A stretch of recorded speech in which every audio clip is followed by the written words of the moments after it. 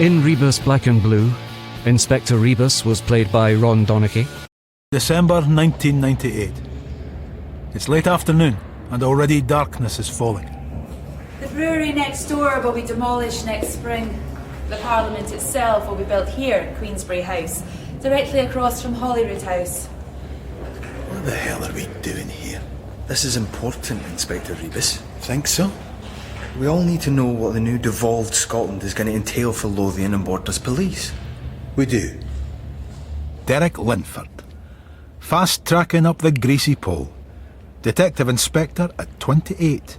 Practically desk-bound and positively glowing with love for the job. One day soon he'll be looking down on us all, from the top job. Everything's going to change, Rebus. We're getting a new parliament whether we want it or not. We've done without one for 300 years. The second Duke of Queensberry was the architect of the Act of Union. If you'll all just step in here. Back in 1707, this is where Great Britain was invented. We're saving as many of the original features as we can before demolition. Like these fireplaces, dating from the end of the 16th... Careful! For heaven's sake. Gentlemen, let's go into the next room while the dust settles. That's it. I'm out of here. I don't know if I can handle the new Scottish Parliament collapsing even before it's built. Yes. I should get back to my desk. Oh, come on. Oh my God, look! Hey, everyone out! Clear the room! Except for you, Linford. Safer at your desk. And nobody leaves the premises. What is it? I can't see. It's a body inspect. Hold your horses, Inspector Linford. Early days. You've authorised the autopsy without informing me. Get it over and done with. You trying to leave me out, Linford? It's rich coming from you. You don't exactly have the reputation of a team player, Inspector Rebus. As I was saying, by the deterioration, our man died some time ago. Decades, I'd say. 80s? Definitely after 78. Oh, we're a forensic expert now. Flared jeans, platforms, Rolling Stones t-shirts. That could be any time between... Some Girl's album t-shirt, released March 1978. Aye, he's no detective for nothing. It's no big deal anyway. I killed him from 20-odd years ago. Isn't going to lose anyone any sleep. Found on the premises of the new Parliament. Don't you believe it? Bad omen, etc. Press will be all over it like a rash. How did he end up in a Queensberry House fireplace? A new Parliament tainted with blood. DC Clark? Hello? Wondered if we could have a word. Yeah. You don't know me. Sorry. Detective Inspector Linford. Oh, right. Sorry, sir. You don't even know my name. And here was me thinking I'd made an impression. Listen, you don't have half an hour just now, do you? I was hoping to get away. I'm stuck in there all day. How about I take you for a coffee? Must be important. I'm looking for some advice. From me? I'm working on the Queensberry House thing. You know, the cadaver found on the new Parliament site. Thing is, I'm partnering D.I. Rebus. Truth be told, I'm wary. The man has a reputation. He hones it carefully, sir. You see? You know him. Better than anyone, I'm told. Oh, I don't believe it. Nobody knows D.I. Rebus, not even himself. That's the kind of thing I want to know. I'm not a snitch, sir. No, of course not. I just need a few pointers on his way of working. That coffee. Too early for an aperitif instead? And we're in Civvy Street now, no need for the sir. Siobhan, isn't it?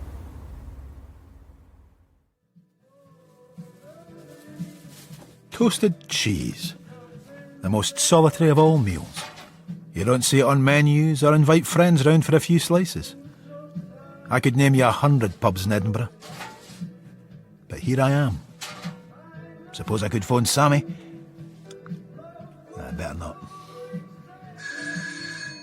Word must have got round about the cheese on toast. You sure? It's fresh cheddar from the corner shop. You'll love the taste of that orange dye. I've eaten. And you'll never guess who with. Captain of Hibs. Oh, if only. Not that exciting. Derek Linford. How did you know that? A policeman's brain. He's been saddled with me, doesn't know me from Adam, heard all the nasty rumours about me, but... What did you tell him? Bet you've got a policeman's brain. Oh, and all the nasty rumours.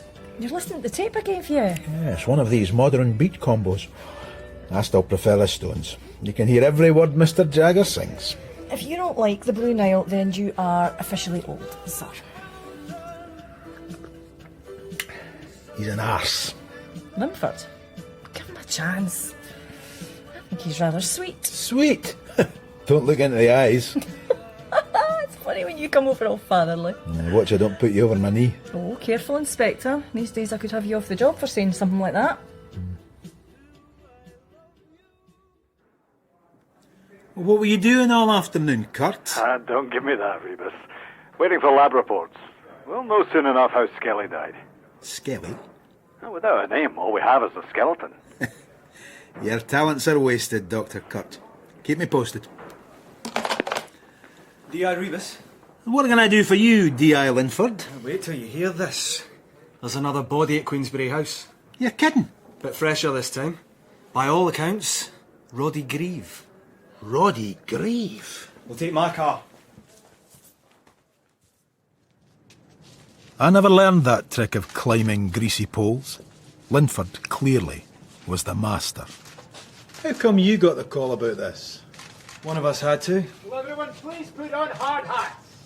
We'd passed the old shed yesterday at the new Parliament site. It was for the chop. Windows all smashed, door lying open. Roddy Grieve lay dead, surrounded by paint tins, bags of rubble and broken tools. Probably not the way he'd have chosen to go.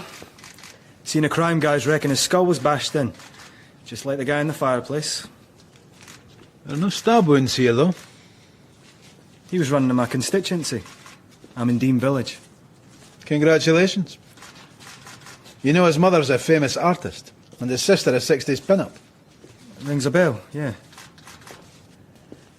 Tell me, Linford, just how many murders have you worked on?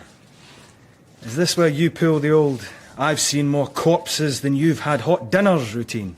I'm just interested. Now, how do we know it's Roddy Grieve? Because it looks like him? Socko's found identification in his wallet. But everyone knows Roddy Grieve, Scotland's first family. Rubbish. The Bruins are Scotland's first family.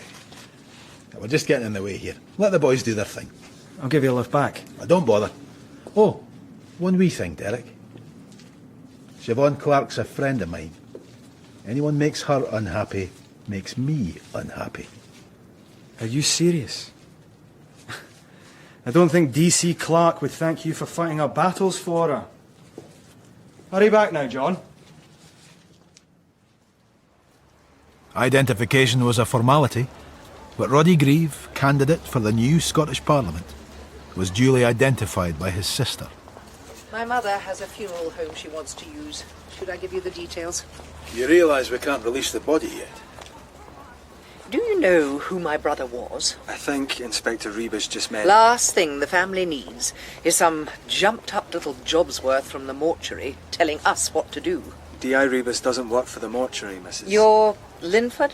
The one who phoned? Yes, ma'am. So, you're the organ grinder. He's the monkey. Roddy didn't have enemies. That's what they always ask on the telly, isn't it? Why don't you go home, rest, and we'll follow you out shortly.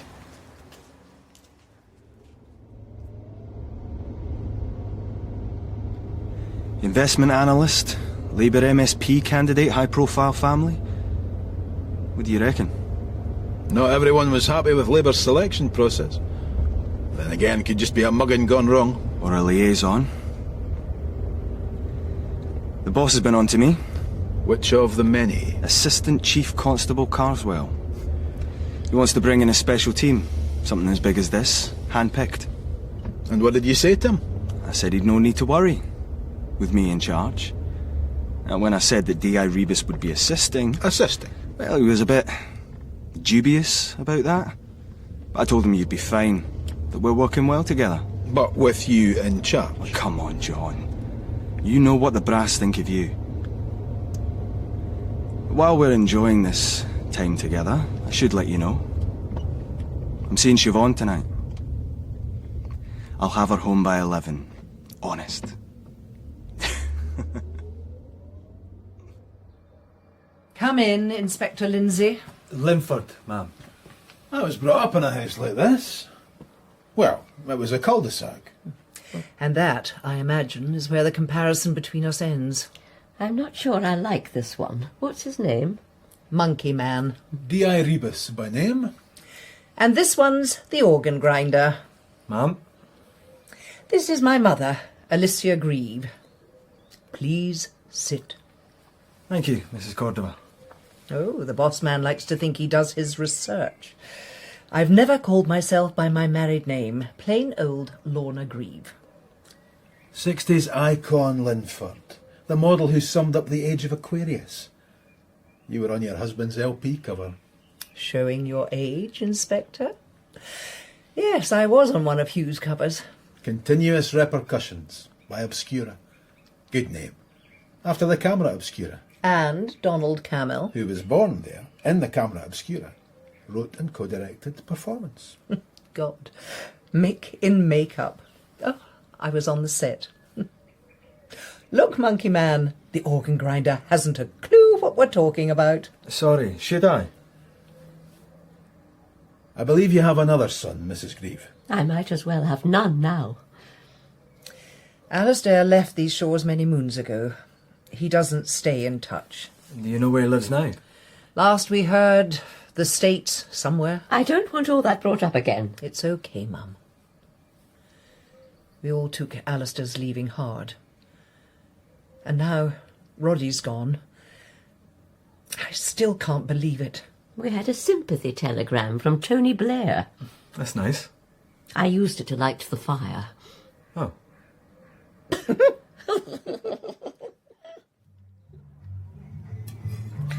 It's good to be in a proper restaurant for a change. Let me guess.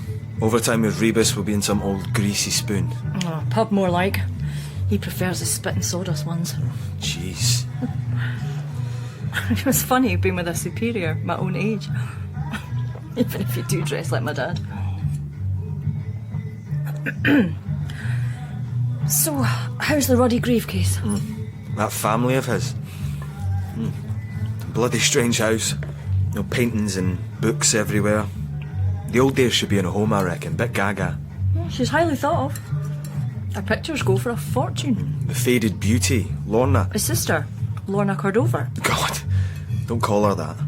I'd like to meet her. You've heard of her too. She seemed to hit it off with your bodyguard. My what? Rebus. Oh, ignore that. I'm like a substitute daughter. You think? Is something the matter? Oh, it's just... I've never dated anyone from work before. Dated? I mean, go out, for a meal, etc. We're having dinner, Derek, that's all. It's no big deal. Well, thanks again, Derek. We'll get a taxi. Swing past yours first. I fancy walking. I don't think you should walk home alone. I'm a police officer, remember? Pleasant walk over Waverley Bridge. What could possibly go wrong?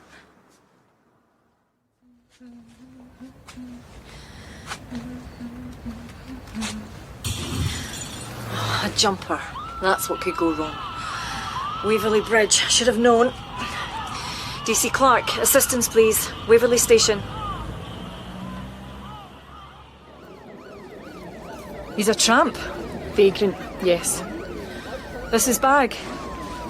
There's irony for you. All your life's possessions in a Jenner's bag. You got extra gloves, officer? Yeah. You're one of D.I. Rebus's, aren't you? What's that supposed to mean? Nothing. Take it there was no ID on him. A dirty hanky and a few coins. Wash kit. Is that surprising? Clothes. Ragged but clean enough. Radio. Reader's Digest. Newspaper.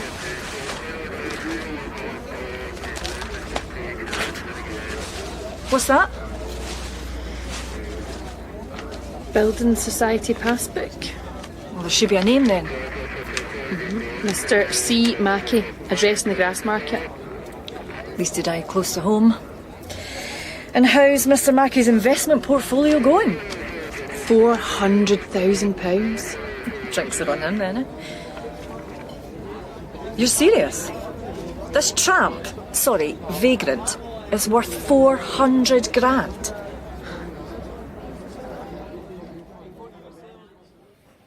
Everyone's got their knickers in a twist about the Grieve case. Reporters, public, government, top brass. D.I. Linford. Men upstairs seem to like you. John here can be like a bull in a china shop. I'm counting on you to be a bloody good matador. So long as the bull's happy about it. Chief Superintendent Watson. You'd never think we'd spent so many happy years together. Happy? You've aged me. The press are desperate to link Roddy Grieve with the skeleton in Queensberry House. There's no connection.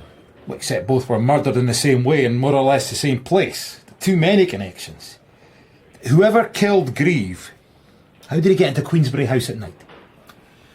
Security guard says he was there all night. Saw and heard nothing. My guess is he was sleeping in his warm little office. Maybe Grieve had a key or knew someone who did. So where do we go from here? Concentrate on the motive, sir. Find the murder weapon. I've got the contractors working there to carry out an inventory. See if there are any tools missing. Good work, Linford. Sir? There were recent scuff marks on Grieve's shoes and dirt on the inside legs of his trousers. Maybe he climbed into Queensberry House. Why would a prospective MSP climb over the gate of his future place of work? Oh, you carry on, D.I. Linford. I'll be with you in a minute. Right. No problem.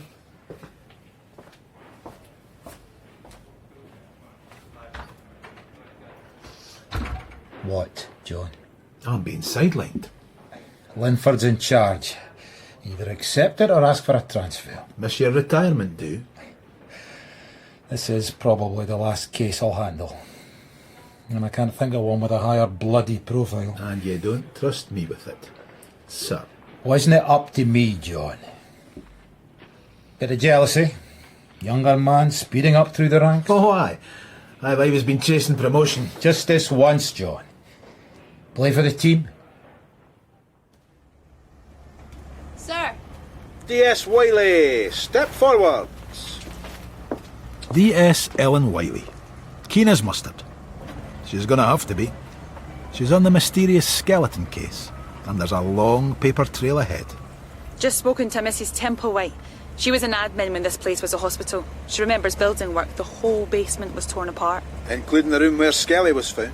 The renovation went on from about late 79 to early 81, so far as she remembers.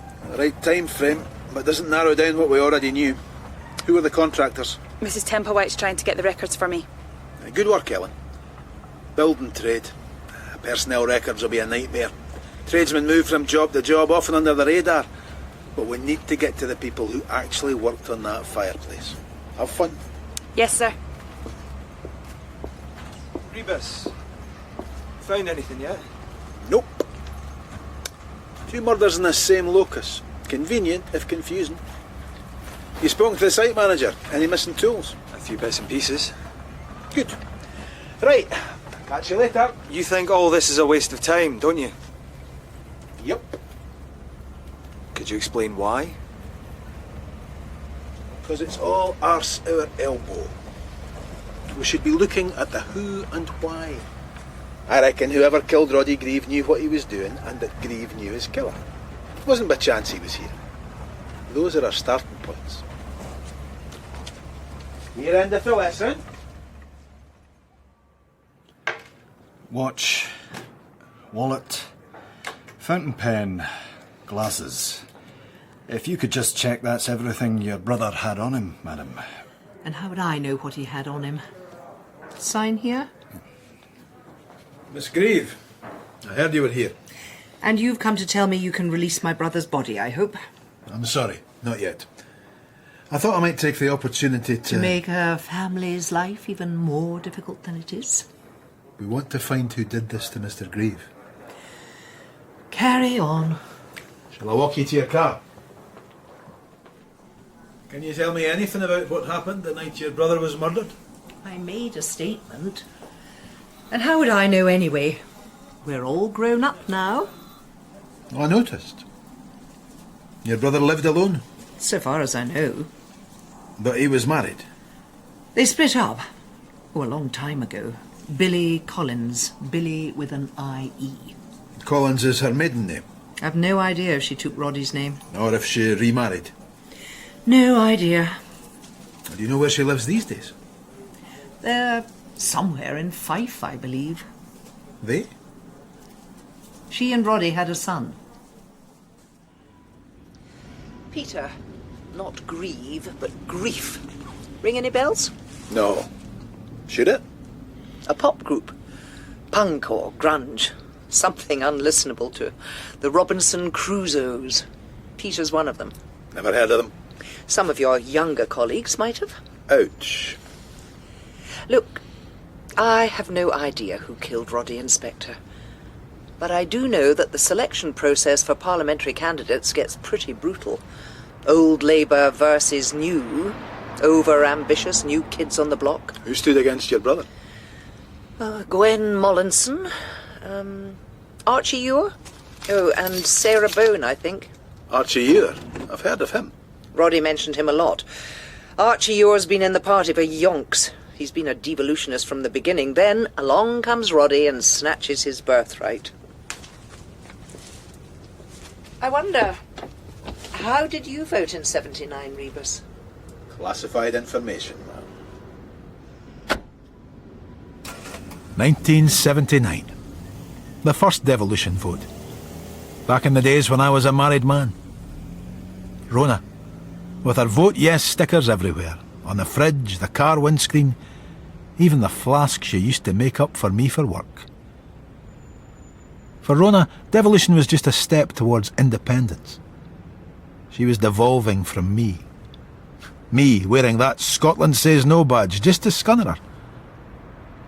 In the end, I didn't vote at all.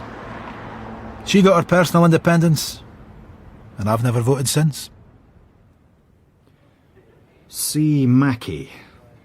The C stands for Christopher. Well, that's one problem solved. Mr. Mackey opened the account in March 1980. And the opening balance was £430,000. Correct. After that, just the odd minor withdrawal and annual interest. How did he transfer the money? In cash. In a briefcase. And that didn't set any alarm bells ringing for you? Well, naturally. But this was 20 years ago, DC. Clark. We weren't under obligation to notify the police in such circumstances. If I didn't take it, a competitor would. I asked him. Mr. Mackey said it was from a bank robbery. And we both laughed. Then he said something about a will. We can't trace any record of a will. Mr. Mackey appears to have no surviving kin. Do you remember how he was dressed that day? Casual, I'd say. But presentable. Do you have any idea where the money might have come from? Not the slightest. Mr. Mackey committed suicide, sir. Lived like a tramp, then threw himself off Waverley Bridge. I'm trying to work out why.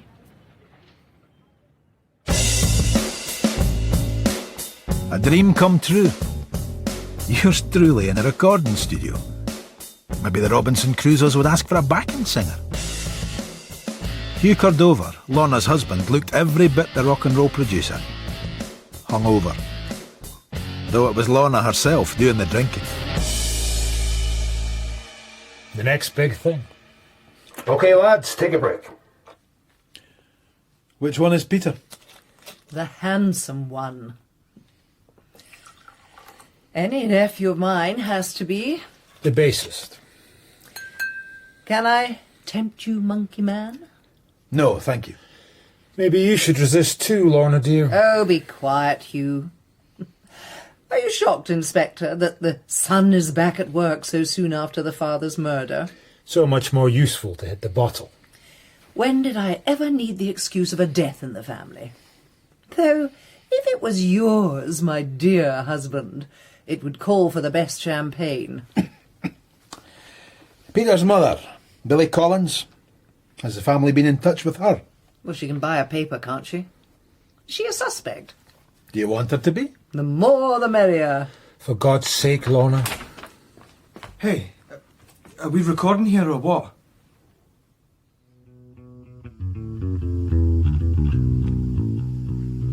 Sorry about your father. Bad mood for a politician. Now, if you'd been in my business... What age were you when your parents separated, Peter? Too young to remember. But they stayed close, for the sake of the child. Something like that must still hurt. How would you know? I left my wife. She had to bring up her daughter. And how's she doing now? The daughter? Okay. Now. Kinda. Peter, can you tell me, your dad, did he have any enemies, anything worrying him? He wouldn't have told me. By the way, a cool stage name. Griefs. Thank you for your visit, Inspector. Tea and scones whenever you want. Next time invite the vicar. So tell me, where do you drink in this city? Not your kinds of places, Miss Grieve. No Ms., no Mrs., and sadly no longer Miss. Lorna. Oh, I'll drink anywhere. Really? The Oxford? The Maltings? Sound classy. You never know. Strange monkey man, I have this urge to kiss you. I bet you say that to all the boys. I imagine it's not encouraged. A chaste peck on the cheek?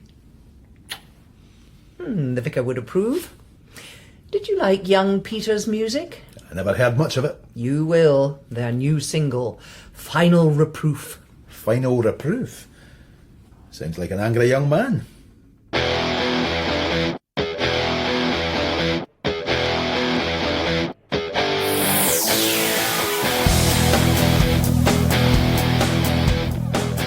Siobhan? Oh, you're back. I've been to the hostel in the Grass Market. Inspector, forensics have checked out. Oh, whoa, form an orderly queue, girls. You your skeleton first, Wiley. Siobhan, we'll do your millionaire tramp in a minute. Sir, forensics reckon there was so little blood in the fireplace where Skelly was found that he must have been murdered somewhere else first. Couldn't it just be that 20 years have wiped away the traces? They don't think so. One other thing. There's a laser technology lab in Glasgow. They can use a skull no matter how old and build up a computer image of what a victim would have looked like. Wonders of technology. Thing is, part of the university, they charge. Oh, don't tell me how much. I'll get flack no matter what. Now carry on, Ellen. Doing a grand job. Okay. Okay, Siobhan, the tramp. Christopher Mackey. We have a name. And that's about it. Brings in nearly $500,000 in notes to the Building Society. Lived in a hostel in the Grass Market. Woman there says he was a nice, quiet man, not suicidal, in her opinion. But she was wrong. No next to kin. What happens to Dosh? Goes to the Treasury. No justice. However, she did have a photograph. That's him. Mischievous look to me. Like he's in on a secret. Oh, I have to go. Fancy a coffee after? Coffee? I have a date. Don't tell me no. Bye, Inspector. Me? No, never give them money, Siobhan. It's a matter of principle. You know, some of the tramps in Edinburgh make more than you or I do. You reckon? You can make 200 a day on Princess Street. What? Sorry, I'm no good at small talk. Unlike other coppers. You work as hard as I do, you get promotions. But not friendships, colleagues, body swerve you. Yeah? ACC came to see me today. Lucky you. Yeah, he says, good work, Derek, keep at it. Well, maybe this will be the case that makes my name. Listen, fancy a bite to eat? Oh, sorry, Derek, I can't. Oh, I hoped we'd make a night of it. You meeting somebody? Hot date. Belle and Sebastian on the hi-fi. Last chapter of an Eyledure novel, Women Talking Dirty. Oh, I wouldn't have thought that you... It's not what it sounds. The title's a joke. As a matter of fact, though, I do know of Belle Sebastian. Belle and Sebastian. There are two of them. I've got a CD player in my car. Oh, the mod cons. Personally, I like the cores, but somebody left that Sebastian album in the car. Living the dream, Derek, eh?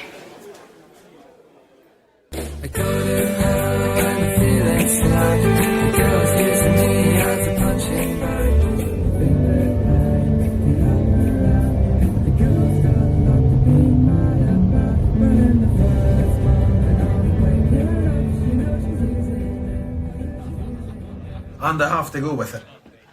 There's a sandwich left from this afternoon. You never know when the ghosts will come.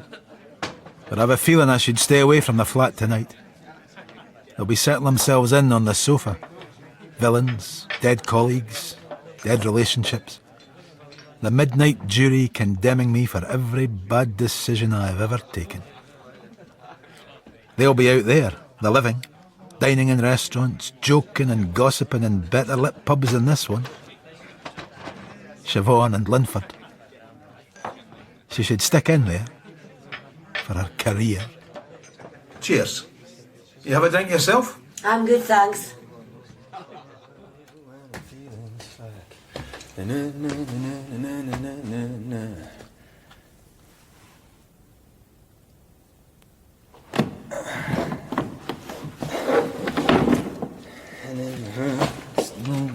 Waking up where she's losing it, where she's losing it.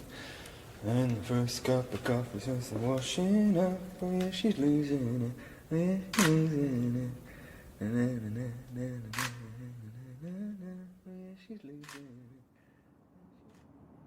Surely you can release my son's body now. It's awful to have someone die and not be able to bury them. You have to understand, Mrs. Grieve. The pathologist needs to do his work. Then why did you come here?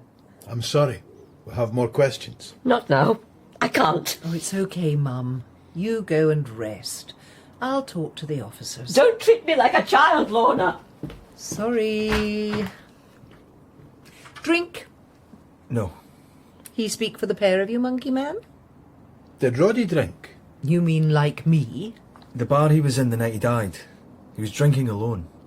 I'm not the best judge, but I'd say Roddy was a bit of a beginner. What about your other brother? Alistair, what's he got to do with this? Does he know about Roddy? Have you been in touch? No. All we get is a card now and then. Mum's birthday without fail. And no, reading the postmark doesn't help. They come from all over the world. Either he moves around a great deal or he gets people to send them for him. Well, there's a man who doesn't want to be found. If you knew him, you wouldn't be that surprised, Inspector Rebus. Never was the family kind. Sorry, can I use your toilet? On the landing. Does your mother still paint? Tinkers. Where is it? I thought it was somewhere around here. Oh. Sorry, ma'am. Everything all right? Who are you? Oh, the policeman. I was looking for something. Perhaps I can help. If I could remember what it was, I get so confused these days. It's a terrible shock. Roddy was such a dear, such a gentle boy. These are your paintings? No, Lorna's. When she was a child, she dabbled. Didn't last long. Shame. And Alistair? Wasn't the least interested. But as a subject, Alistair was a painter's challenge. That angelic tearaway look, I never managed to capture that. Why did he leave home? What? Oh, I still don't think he ever really did. Everything all right up there? Your mother's just lost something. Inspector, I've lost everything. Cappuccino? Black? Not that you can tell the difference. Black. Okay, Chris Mackey's doctor. Very few visits. Facial cut, flu, probably man flu. Athlete's foot, no sugar. Nothing drinking or smoking related? Nope. She's a tramp, for God's sake. Vagrant, sir. No drugs, no fights, so far as his doc knows. But the records only go back to 1980. Before that, he was registered with a GP in Crouch End, or so he said. When the Edinburgh practice tried to contact the London one, turned out it didn't exist. This dead vagrant is leading you a merry dance, Siobhan. Register House has no record of our Christopher Mackey, no national insurance number. 1980, he registered with a doc. A year he invented Chris Mackey? The closest I got to him was the night he jumped off the bridge. Since then he's been moving further and further away from me. A figment? By someone with something to hide? I'm chasing shadows here. Well, give me one good reason not to write up your report and close the case. I can give you 400,000. Rebus. Remember Archie Ure? Yeah, the apparatchik Roddy Grieve beat to the Labour nomination. He had a heart attack yesterday. I'm going to pay him a visit in the hospital. Shouldn't take him flowers. Has he brought you flowers lately? Haven't seen him since the restaurant. Oh, apart from the message on my phone. Hope you got over whatever it was bugging you. Pfft. As if it was my fault he was a plunker. Half and a half, Margaret. Friend of yours over by. Where? Who? Said she knew you. Fancy seeing you here. Miss Grieve. Well, let's do a deal. I'll stop calling you Monkey Man if you stop calling me Miss Bloody Grieve. Never been here before.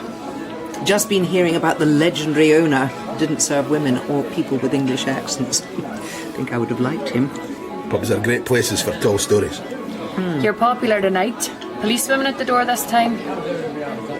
No, right. Give me a minute, Lorna.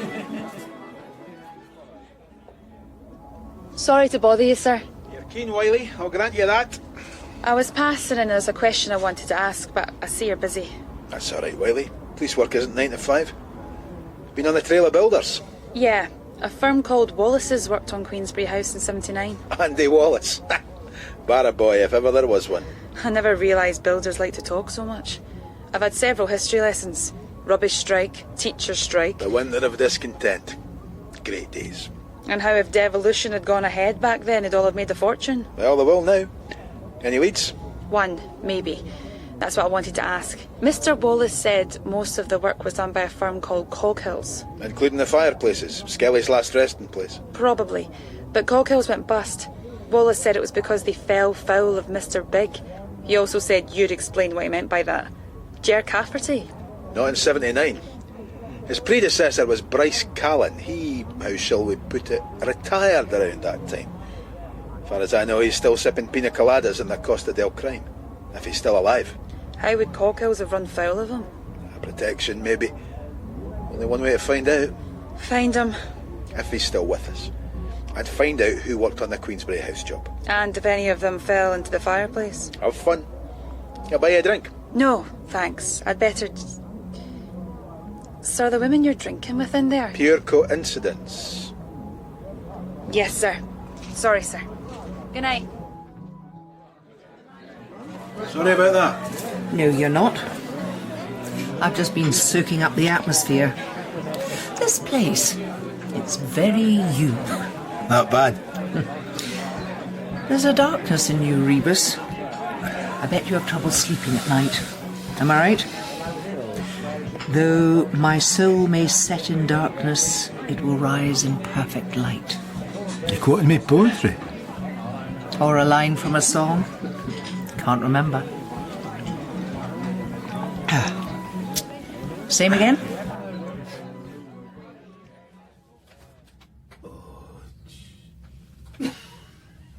Here I am again. Will I never learn? Wine? Whiskey? How much did we have before we even left the pub? No memory of her leaving. But she was definitely here, wasn't she? Did we... Yes, damn, of course. Egypt. When did she go? I probably woke her with my snoring. Did she sleep at all? Another great decision by D.I. John Rebus. Slept with Lorna Grieve. 20 years ago, I'd have been doing cartwheels right now. 20 years ago, I didn't have dodgy knees and a beer belly, and Lorna Grieve wasn't part of a murder inquiry. This gets out.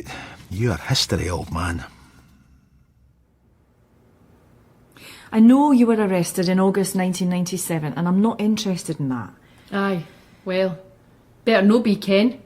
Just because I'm a homeless person doesn't mean I'm stupid. You were arrested with this man here. Both of you for lewd behaviour in a public place. Oh, they were the days. On the steps of St Giles. We were wild back then, me and Mackie. So you did know Chris Mackie? Couldn't tell you that was his first name. I just Mackie to me. When did you last see Mackie? Desiderata. Mouthful, eh? My ma was a nutcase. Desi. A few weeks back, Ken. I heard what he done. Why would he do that, Desi? Kill himself? Why does empty? Because you gie in. I tried it once. Cut my wrists. No enough, but... And when you saw him, how did he seem? Fine. Then again, nobody knew Mackie. No, really. He'd tell you stories, Ken. Maybe that's all they were. Stories? The places he'd been. America, Singapore, Australia. I think he had been in America. And he knew London, that's for sure. I got the feeling he was just passing through, Ken. Like there was somewhere he could go. Like he was homeless by choice rather than necessity. He gave me this, yonks ago. A prezi for Daisy. Nice briefcase. That's real leather, by the way. Did Mackie steal it? Oh, what you's like? Probably. I dunno ken. No, whoever's this was, the initials have been scraped off. Oh? Aye? Never noticed that. A... DC? Could be. ADC. Mackie's real name? Mrs. Ure? You, Doctor? D.I. Derek Linford, ma'am. I was sorry to hear about your husband. Are they operating now? Damn family. Last to know. Were you hoping to talk to him? For why? Oh, Roddy Grieve. Bloody thought it might be. He's the reason Archie's in hospital now. His birthright snatched from him at the last moment. Everyone agrees. My Archie should have been the MSP candidate. And now the vacancy's open again. Archie's too sick to stand. Inspector Rebus. Billy Collins. It's such a nice day, I thought we'd go for a walk. Good thinking. Lisa Jenkins, have you finished that homework yet? Very good, on you go. Walk! No running. Sorry to interrupt your lunch break, Miss Collins. Billy, please. Must be important if you've come all the way from Edinburgh. But then, Roddy Grieve was an important man. That caravan site up there. Kinkell Braes! That's the one. Our haunted tower was over there. St Rules. Just over the cathedral wall. Everything seemed further apart when I was a boy.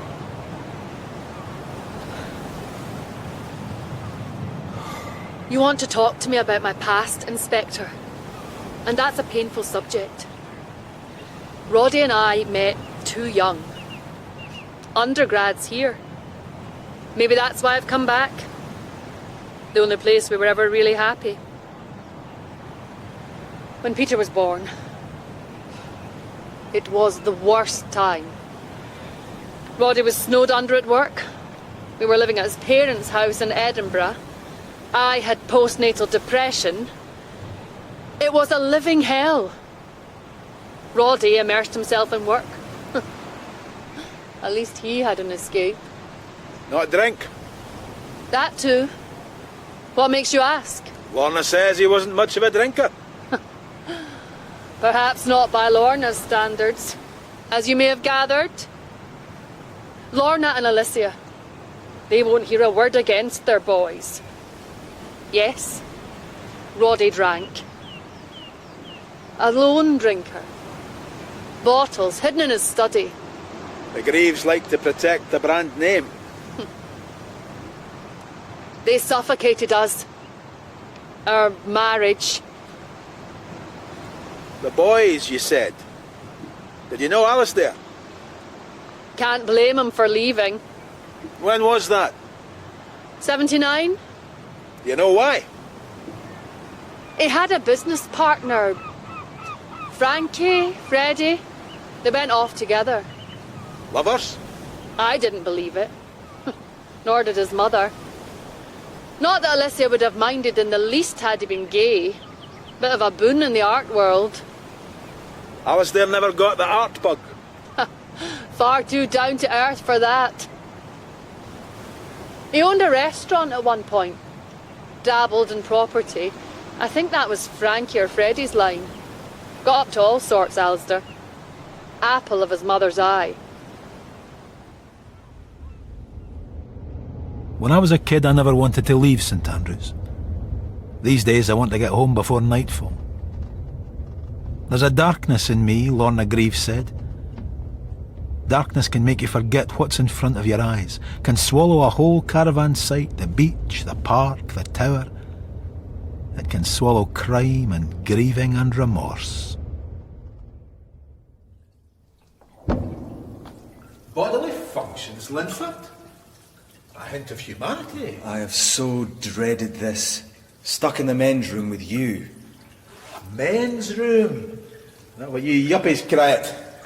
Well, I be the lavvy to me. You talked to Billy Collins? Shed about as much light as an asbestos candle. Not that you tell me anyway, even if she confessed. It's the way I work. I'm the best thing that could have happened to you, Linford. Oh, this sounds good. I prefer not to chat while you're otherwise engaged. Life's messy, son. Get used to it. Think about it. Case solved, you take the credit. Case unsolved, you lay the blame on me. Every time I refuse to share information with you, you should make a note. Unbelievable. Pariah status actually gives you a thrill.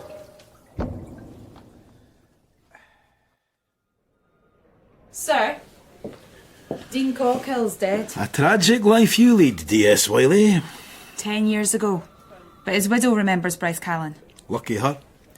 Protection, yes?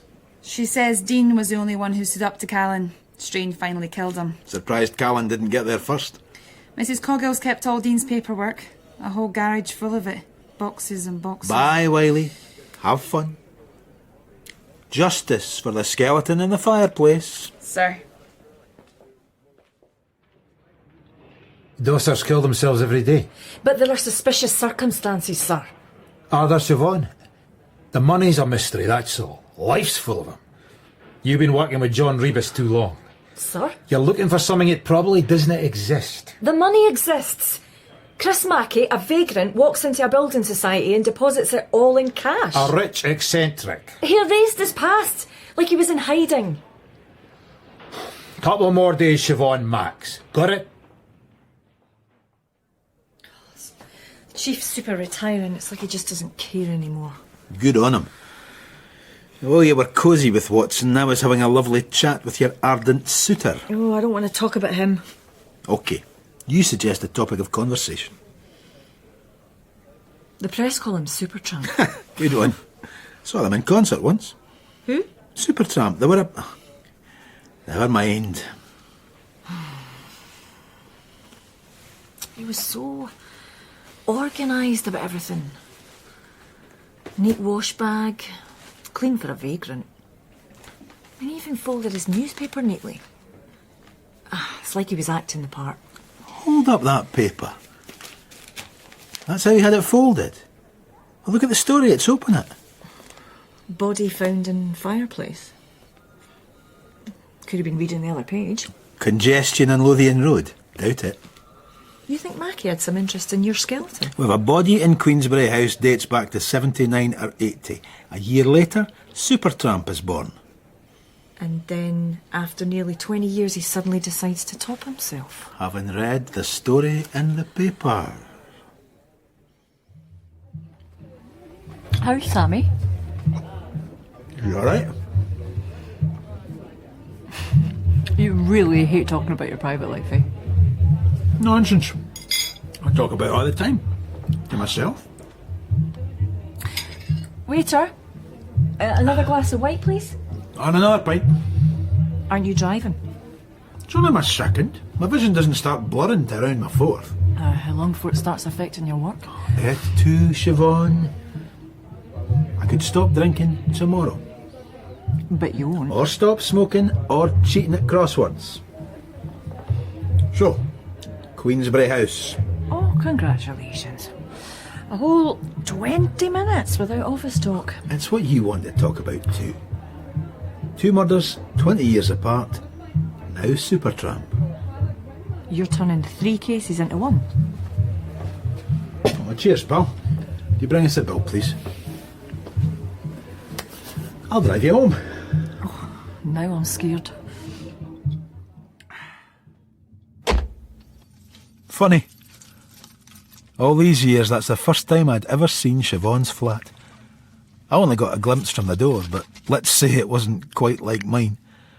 Everything neat, in order, freshly hoovered. Framed prints on the walls, bookcase by the door, Kerouac, Camus, Casey. Too hippie for my liking. Nice place. Yet far as I know, she never invites anyone in.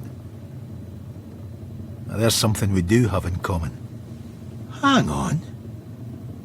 Is that? And then I saw a problem we share too. Derek Linford, entering the close across the street from Siobhan's. Coincidence? Who would he know there?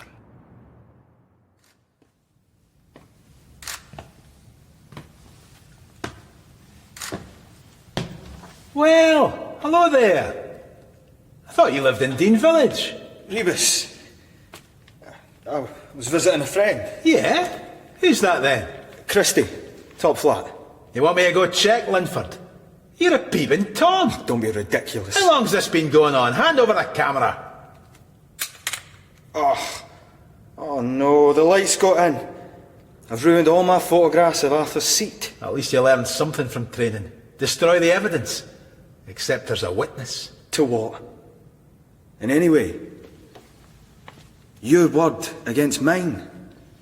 Who are they going to believe? Everyone knows you make the rules up as you go along. And that you hate me. You'll say nothing. You hear? Policeman taking dodgy photos of a female colleague. Doesn't make for a good night's sleep. Best to keep working. In the Badlands of Gorgie, the centre of Big Ger Cafferty's empire. Or was. Cafferty's locked up safely in Barlinnie prison. My finest day. But his operation still flourished, under the control of a man called the Weasel, until Big Ger comes home. Not for a long, long time. Perhaps never. Weasel, my man. Rebus, what do you want? How nice to see you. You're around in the late 70s, Weasel. Your boss was around. Small beer in those days. What do you want to know? Bryce Callan was running things back then. Cafferty was his muscle. Callan have a spot of bother with a builder called Dean Coghill. What the hell's this got to do with me? Why should I tell you anything, Rebus? 'Cause you like me. Aye, that'll be right. You're someone who does like you.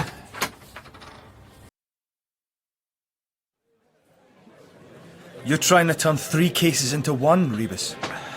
Why not? A murder in 1979, another murder 20 years later, and a suicide. It's coincidence, surely. I don't believe in coincidence, Linford. There's a darkness in you, Rebus. I bet you have trouble sleeping at night. Am I right?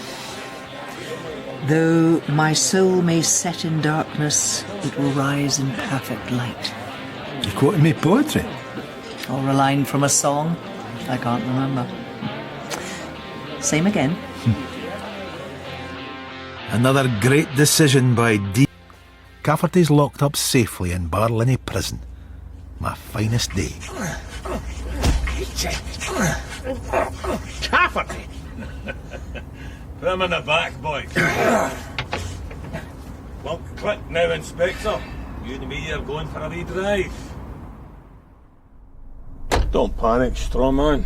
Bit of a mystery tour, that's all. Heard the place has changed since I've been away. New parliament and everything. Regeneration. Music to my ears. How did you swing it, Cafferty? You're supposed to be in Barlinnie. Head for Leith, Rab. Leith it is. Maybe the governor didn't like it that I was running the show. I mean, his own screws were giving Big Jer more respect than they gave him. So prison didn't teach you humility. Okay. I dare say it was good behaviour and inoperable cancer. If only. Funny, isn't it? I used to carry around pictures of women in my breast pocket. Now I carry my death certificate, an X-ray. The dark area is what you're looking for. What I'm looking for, Cafferty, is your name on this. He's all heart, eh, Rab? Aye, he's a peach.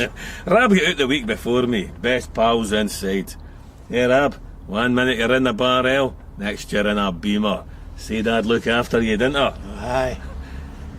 And the city's changed, Stroma. I get the feeling you haven't. Prison always changes a man. In my case, I brought on the big C. How long do they say? Oh, time enough for us to get reacquainted. God, it's good to be out. And right now, I don't care what got me here. Now, you've been sniffing round my office. Why, tell me why? Trying to get in touch with an old mate of yours, Bryce Callan. There's a name for the crypt. He's in Spain, isn't he? Is he? Oh, don't give us it, Cafferty. I hear you still pass on a little percentage to him. And why would I do that? He's got family, hasn't he? Let them look after him. The name Dean Coghill ring any bells? And you the man. A body turned up in a fireplace in Queensberry House. They're turning it into part of the new parliament. Body's been there 20-odd years. There was building work going on there in 78 and 79. Coghill's firm was doing it. What's that going to do with Bryce Callan? I hear that Callan and Coghill crossed swords. Wouldn't you fancy Coghill's chances there? Why don't you ask him yourself? He's dead. You're always digging up corpses, Stroma. One fit in the past and the other one in the grave. Cafferty, yours is one corpse I'll be happy to leave rotten. Pull up, Rap. Good night, Rebus. What a time for Jer Cafferty to re-enter my life. His shadow seems to loom all over this city again. The second murder we were investigating was Roddy Greaves, a Labour candidate for the new Scottish Parliament. I'm not sure this is a good idea. Maybe Linford should be the one to talk to Lorna Grieve. Look, Siobhan, I've told you. You're involved with her, sir? I am not involved with her. You saying you didn't sleep with her? Keep your voice down. What does it matter if I did? This is a murder case. She's a victim's sister, and now you're going to question her. She isn't a suspect. Isn't she? Since when? Place is a mess. Mrs. Grieve, do you remember me? Of course I do. The policeman. And this is DC Clark. Pleased to meet you. We're actually here to see Lorna. I'm here. Hello again.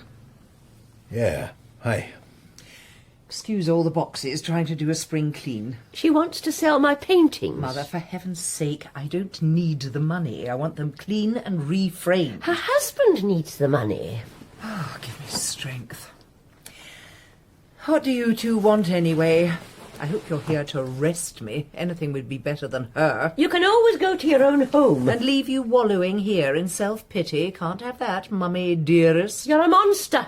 Which makes you Dr. Frankenstein. And a drunk. And a slut. She threw herself at every man she ever met. I still do. Don't I? Perhaps we've come at a bad time. Oh, look, we're scaring the filth. Isn't that precious, Mother? Did you realise we had such power? Come on, Clark, this is pointless. Oh, don't be such a baby. I'll put these back. No, you're right. We'll have them looked at, reframed. Must be 40 years since I painted some of these. Now, you. What? Clark, tell her. I've been investigating the suicide of a homeless man. Who seems to have been reading an article about Roddy's murder just before he jumped from Waverley Bridge. This wouldn't be Supertramp by any chance. Remember, Mother, it was in the papers. The tramp who died with a fortune in the bank. Yeah, he called himself Chris Mackey. That name familiar to you at all? This is a photograph of him. Oh, give it to me. Nope. Neither the name nor the face. Now, there's no easy way to ask this, Mrs. Grieve, but it couldn't be your other son. He disappeared so long ago. Alistair, what the hell are you talking about? Alistair's got fair hair. Looks nothing like this. Let me see. It'll only upset you. It's nothing like him. Put this away, officer. Are you sure? People can change in 20 years. People can change overnight. I'll show you, Alistair. Come with me. Down here. It's a beautiful garden. This is the old outhouse, our secret place when we were kids. Then Mother turned it into a studio and we were locked out. This is where you work, Mrs. Grieve. Not so often these days. They're in that pile, over there. Where did all these come from? More paintings to clean up. These are the ones I wanted to show you. Good God. It's Alistair. And again. Again. How many are there? One for every 2 or 3 years since he left. I imagine him growing, aging. I see him in my mind and paint him. They're wonderful. It's like watching a man move through life. And it's certainly not Chris Mackey. You never said anything. You'd have been jealous. Don't deny it. Alistair was my favourite, you see. And then when he ran away... Maybe this is my way of explaining it. Let me see that picture of your tramp. I'm not that easily upset, Lorna. There you are. Well, well, well. After all these years... You know him? Where is he? I've been so wanting to talk to him. He's dead, I'm afraid, Mrs. Grieve. The tramp who killed himself, Mother. Remember? Who is it? His name is Frederick Hastings. Freddie? Let me see. I suppose it could be. Yes. Well, 20 years since I set eyes on him. Freddie. Alistair's business partner. Dead. And he could have told me where Alistair is. Tea? Thank you. Everyone thought they'd skipped off into the twilight together, hand in hand. Utter rubbish. Mother never thought Alistair was gay. I'd have rather liked it if he had been. He wasn't. But they disappeared at the same time. All we know is that when Alistair didn't turn up after a few days, we tried to contact Freddie, but he had vanished too. Did Freddie have any family? Not that I ever met. He rather adopted us. The fool. His parents died within a year of each other. Left him some money. Most of which he lost. Is that why he left? Bad debts? Possibly. And Alistair too. I don't think so. I'd have given him the money if he'd asked me. When was this?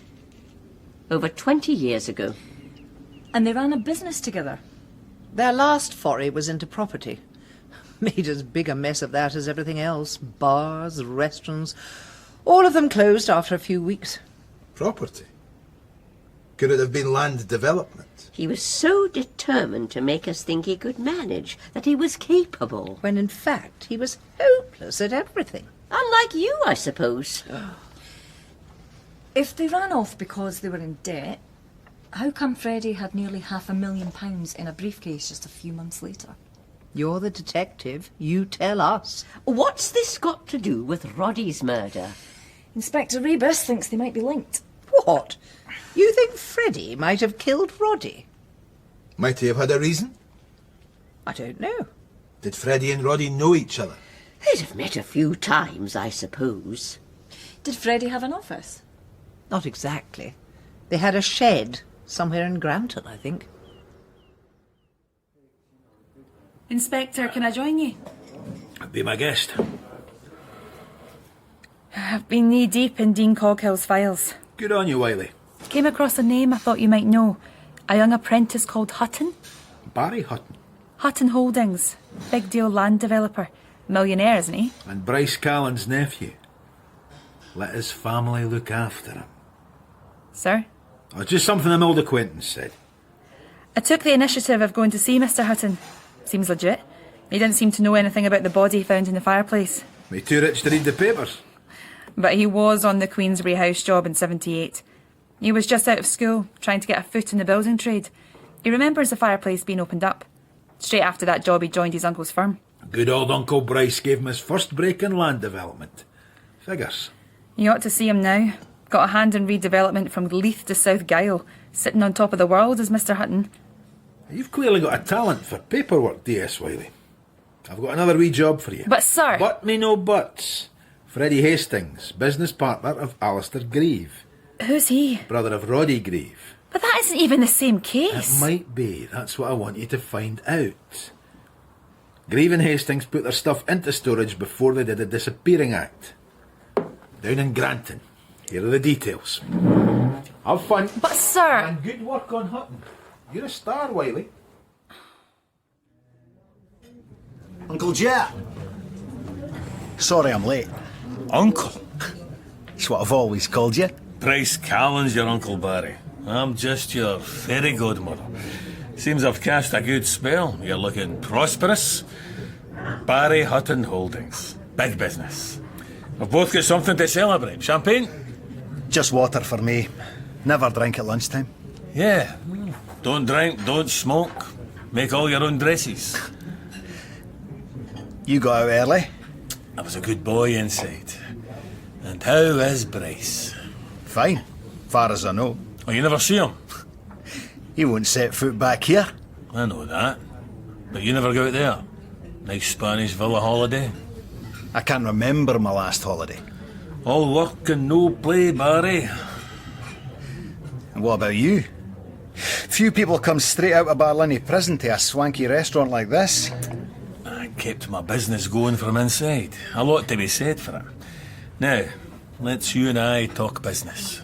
That's what I do. Shoot.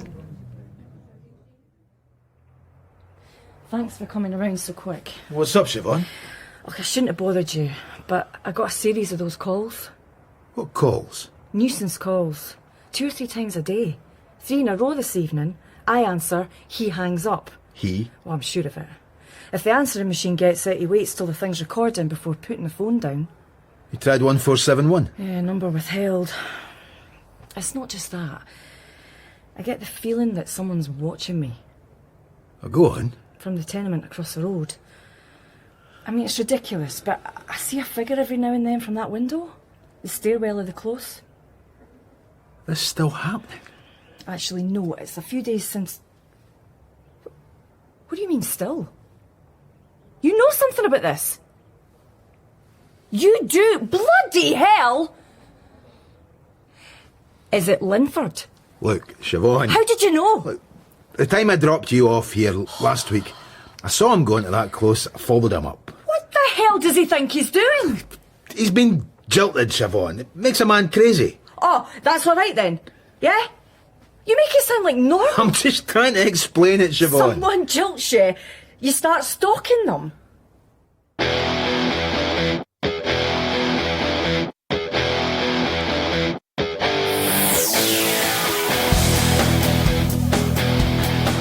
Stop! You pathetic little perv. Stop, for God's sake! Spy on me again, and I'll rip your nuts off! You're choking me! Maybe you'd like that too, eh, you perv? Or is it just playing with yourself up closes? You've got this wrong, Siobhan. DC Clark to you, tosspot. Enough, Siobhan. Let him go. Let him go. He comes anywhere near me again. I said you should have a word, not throttle a man. So you put her up to it? This is between you and me, dickhead, no one else. Oh, you think you're God's gift, don't you? That's it, you're a dead man! Stop it, Clark! What the hell's going on here? There's no point in asking me, sir. Linford will tell you a pack of lies, and even if you don't believe him, your boss will. Humour me. Siobhan went out with Linford a couple of times. Nothing serious. Then she chucked him. I dropped her off at her house one night, and as I was driving off, I saw Linford nip up a close directly opposite her. So naturally, I followed him. Naturally. He was on the close landing across from her flat, looking onto her sitting room and her bedroom, taking photographs. Bloody hell. And before you ask, no. Linford opened the camera, overexposed them. So no proof? My word against his. Then Siobhan starts receiving nuisance calls. Number unavailable. So again, no proof. Can't wait to hear the version Linford's going to tell you. I already know what he's going to say. You do? Linford had a chat with the assistant chief this morning. Sleepy. He says you want Siobhan for yourself. Well, that's his fantasy, not mine. Yeah? You sure about that, John? Sir? Well, I know the score here. You're looking forward to retirement. You can see this far enough. Easier for you just to let the boss's blue-eyed boy get away with it. Thanks for the vote of confidence, Rebus. And would it take such a leap of imagination to think you want into DC Clark's knickers? The two of you are inseparable. I think we're finished here. Sir?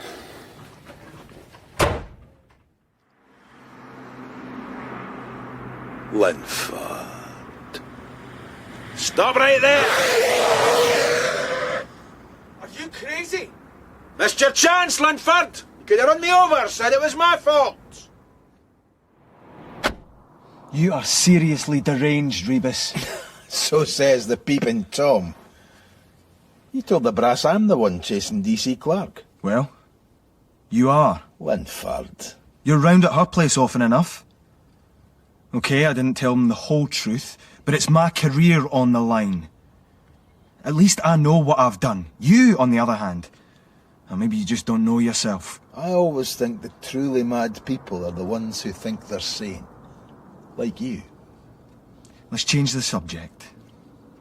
I've been doing old-fashioned detective work while you've been rubbing Siobhan better.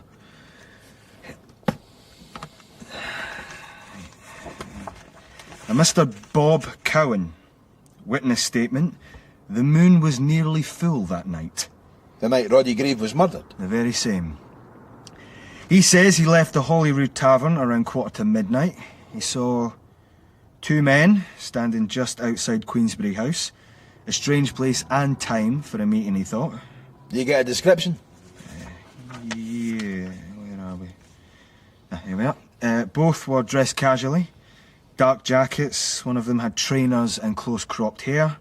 Big, droopy eyes, apparently. 6 feet tall, broad shoulders.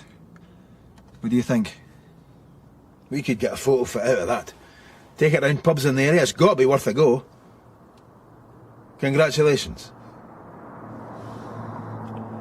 Write a letter of apology to DC Clark. Stay away from the station until she's read it. Maybe tomorrow it'll be safe to show your face. Thanks, John. Beat it, Linford. God, our comfort and our hope, with heavy hearts and tearful spirits we pray to you now, and we ask you to give us strength. Not exactly a big turnout for Chris Mackey, nay Freddie Hastings. Couple of his old homeless cronies.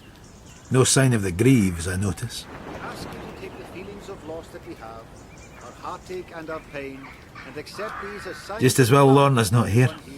Sleeping with a witness. Are you losing it, John Rebus? How many of the dead still bear a grudge? Hang on to their secrets? A late winter evening, the dusk too early, you start to imagine things. Here in our lives and in our hearts, touching our sorrow with hope. The ghosts here flutter around your head. Edinburgh in winter, shades and shadows. Cafferty's looming larger than any other shade. What's he up to? When's he going to make his move? Let me get this straight. Oh, I'm not sure you're asking the right man. There were 3 cases. The skeleton in the fireplace, my super tramp who threw himself off Waverley Bridge, and MSP candidate Roddy Grieve. Yep. I can count them on the one hand. And you're rolling them into one. Too many coincidences. A body's found in Queensberry House. We know it was put there in 1979. Almost 20 years later, Roddy Grieve is killed outside Queensberry House. Yeah, but number 3 is a suicide, not a murder. Freddie Hastings. He becomes Supertramp in what year? 1979. In life, he was the business partner of who? Alistair Grieve. That's more than coincidence. But it's all still circumstantial. And somewhere in amongst it all are our old friends Bryce Callan and Big Jer Cafferty. Oh. This city, Siobhan. Silent victims and haunted souls. Well, at least it's different from the usual pre-Christmas stuff. Pickpockets and shoplifters, muggings. Festive depression. All these long nights and dark days. People drink themselves angry, then they unravel. And on that happy note, I leave you. Pub calling? Nightcap? Better not. The English steel we could disdain, secure in Valor Station, but English gold has been our bane. Such a parcel of rogues in a nation.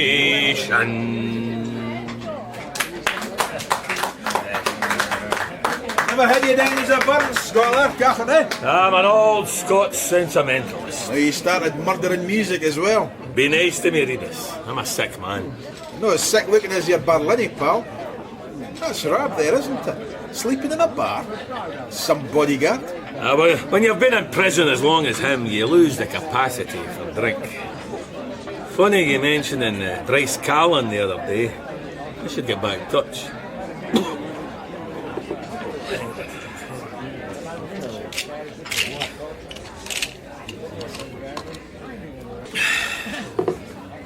We're all on the way out, yes, Stroman. This may be the best chance I ever get to take a pop at you. State I'm in. If you sneeze, that'd be 1,000 pieces. Achoo. Bill, it's John Rebus. Oh dear. How's life in Berlin? Sometimes I feel like one of my own inmates. The joys of being a prison governor. I take it this isn't a social call? Big Ger Cafferty. I'd never have guessed. Look, John, I know it grates when we let one back out. It's why he's out. The man's got cancer. Aye, and the Guinness boss had Alzheimer's. Cafferty's dying, you know it, and I know it. Any chance I can see his medical records? Nope. What about someone called Rab, released at the same time as Cafferty? Rab Hill. Rab Hill's not coping too well with the outside world. Excuse me if my heart doesn't bleed.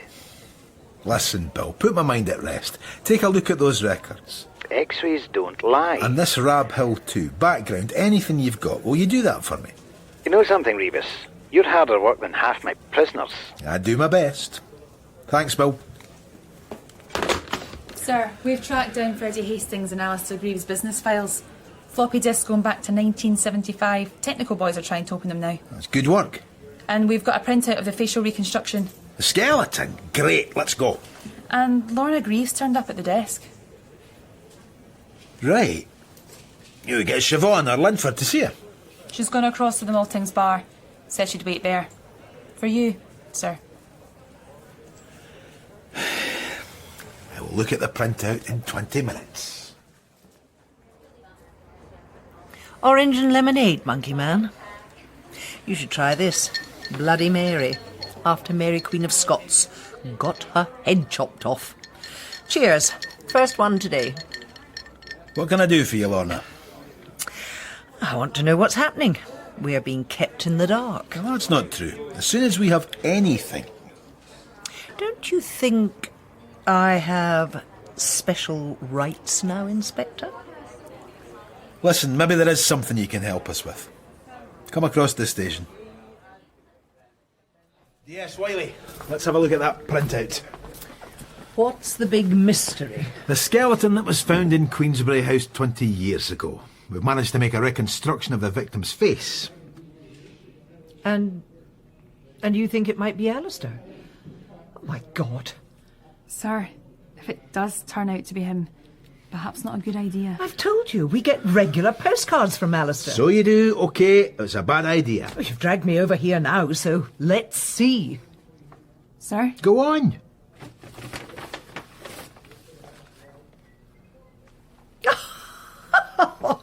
Oh, you bloody idiot.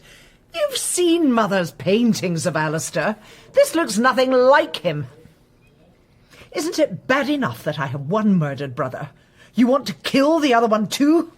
Oh, let me out of this madhouse.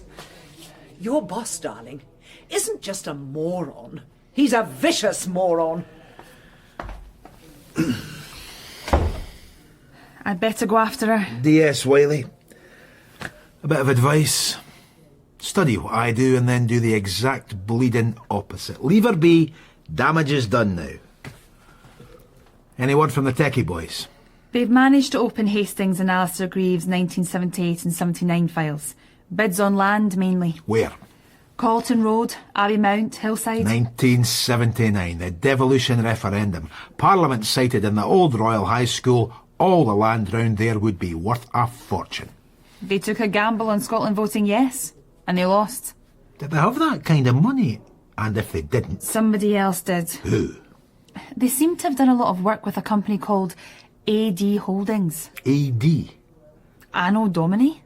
That's what it stands for? Doubt it. Doesn't seem to stand for anything. Company's house registration just has AD. AD, BC... BC... Could it be? Could it be what? Sir? He's really losing it. You're seriously trying to tell me that all three cases are really one case? Well, at the very least, there are powerful connections. Work finished in Queensberry House in March 79. A week later, Freddie Hastings, our super tramp, and Alistair Grieve, Roddy's brother, do a runner. The skeleton, the tramp, and the politician. But I don't understand. Nor do I, yet. Something to do with Bryce Callan, Cafferty's boss in those days. Callan's living in Spain. I want to give him a wee ring. I've got an idea.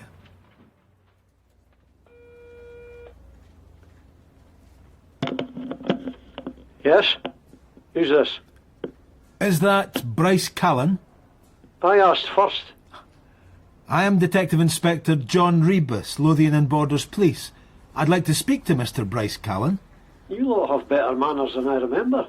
That'll be the Customer Relations Training, sir. I also have Chief Superintendent Watson with me. What is this? A party? Good day, sir. Is it okay if we record this, Mr. Callan, just for our records? You might have a record, pal, but my sheet's clean. What's this about? It's about a company called AD Holdings. Mr. Callan? This tape won't be used in a court of law. No reason it would be, sir. Okay. Fire away. AD Holdings is your company? Nope. I had a few shares, I think. AD were buying up parcels of land around Calton Hill in the name of another company run by a Mr. Freddie Hastings and a Mr. Alistair Grieve. You're going back how far? Late 1970s. It's a question of a sum of money. Money? £400,000. We're trying to find a home for it. You are? The aforementioned Freddie Hastings was developing property with AD Holdings in the late 70s. Subsequently, he lived as a down and out. What? He didn't spend the money? Maybe he was holding it for someone. Maybe he was afraid. The point is, we've deduced that Freddie was working for you, Mr. Callan. He had no family, no will. The Treasury gets to claim the money if nobody else does. That would be a shame. Well, maybe I had more than just a few shares in AD. Well, I need more than that, Mr. Callan, to ensure we're getting this money to the rightful owner. Aye, well, they did take money off me. And then they scarpered. You notified the police, of course. Oh, aye, sure. Why do you think I used Hastings as a front in the first place? You lot were always accusing me of all sorts. You were intending to develop the property bought by AD Holdings? Had there been a yes vote, but there wasn't. So you'd have needed planning permission. Freddie and Alistair might have found that easier to secure. Oh, well, like I said, all those false accusations against me. I don't suppose there's any chance you have some paperwork proving that you gave Freddie Hastings nearly £500,000. I might have. Excellent. Then I think we can proceed. So, can I claim the money then? Well, just to clear up another matter, Freddie Hastings committed suicide the day after prospective MSP Roddy Grieve was killed. He was Alistair's brother. So? This was shortly after a corpse was found in an old fireplace in Queensberry House. Aye. Your nephew, Barry Hutton, was working there at the time. Scotland didn't get devolution in 1979. The land AD Holdings had bought wasn't going to be a gold mine after all. What's that got to do with Barry? Well, the body was put in the fireplace at the same time Mr. Hutton was working there. As well as devolution not happening, you discovered that Freddie Hastings had been skimming. Now, hold on there. So I have two questions, Mr. Callan. Whose body is it? And why did you have him killed? You lousy conniving wee bastard! You'd no intention of handing over that dosh. You see, when I get my hands on you, what's your name again? Rebus? There'll be blood and snotters and a weeping widow.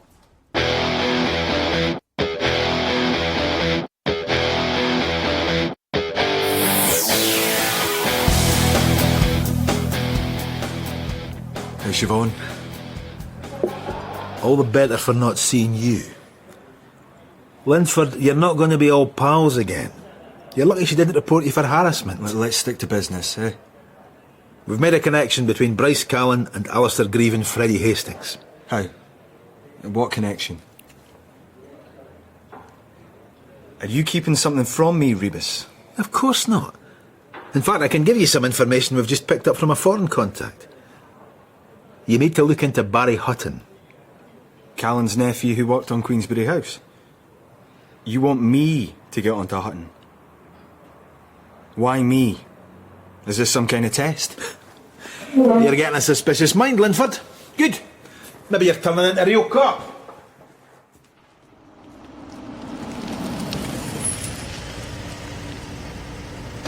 Thought we might take another drive. You bought a new motor? Jaguar XK8. What, you think I stole it? You're not better off hiring, given your condition. I'm indulging myself. You coming, Inspector? No rab. Didn't he think I need a bodyguard? Now you're insulting me. Get in. We can have a wee chat about Bryce Callan. Callan. Aye, we spoke on the phone. He knows you're out. Like a good expat, he keeps abreast of Scottish affairs. I'd bet a year's wages there's nothing wrong with you, Cafferty. You think so? Aye, I do. How was your wee chat with Mr. Callan? All you need to know is you're after the wrong man. It's Hutton, his nephew, you should be looking at. Or is it you, Cafferty? You're feeding me Hutton. Why would that be? Rebus, you'd ignore a crime in front of your nose just to get me. I'm doing you a favour here. Get you a bit of glory and keep Bryce Callan from killing you. Hutton's your man. And Edinburgh's honourable city council.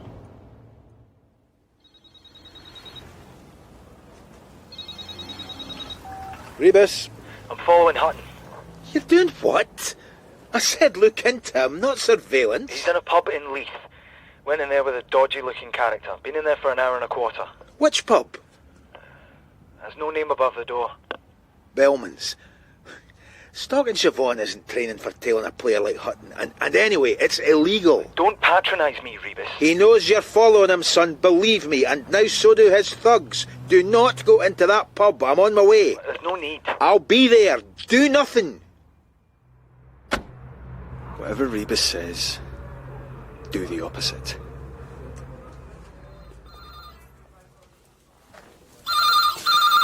Rebus. John, it's Bill Nairn. Bill, can we make this quick? I'm on my way out. I've got an address for you, for Rap Hill. Ben Moore Hotel. Barlinnie to the Ben Moore. Cafferty must be picking up that bill. And Hill's medical records? Nothing much. Complained a while ago about a dicky stomach. He had some tests done. All clear. Wasn't sent to the same hospital as Cafferty by any chance? Yes, but I don't really see what that's got to do with it. Don't you? Sir, Sorry, Bill, got to go. Linford's been attacked. That quickly? He's been taken to the infirmary. How is he? He's not good. Did he say what happened? No, his jaw's broken, he can't talk. Something about being hit from behind. The doctors have pumped him full of drugs now. But he managed to write something down. Rebus knew I was there. Meaning? Meaning he thinks I did it. Nobody else knew where he was. But it has to be who he was following. Stands to reason. It's one of Hutton's thugs. But that's not the way Linford sees it. I phoned him, he gave me his locus. I said I was on my way. Either I whacked him or I set him up. But why would you? Revenge, sheer badness, jealousy. Over me?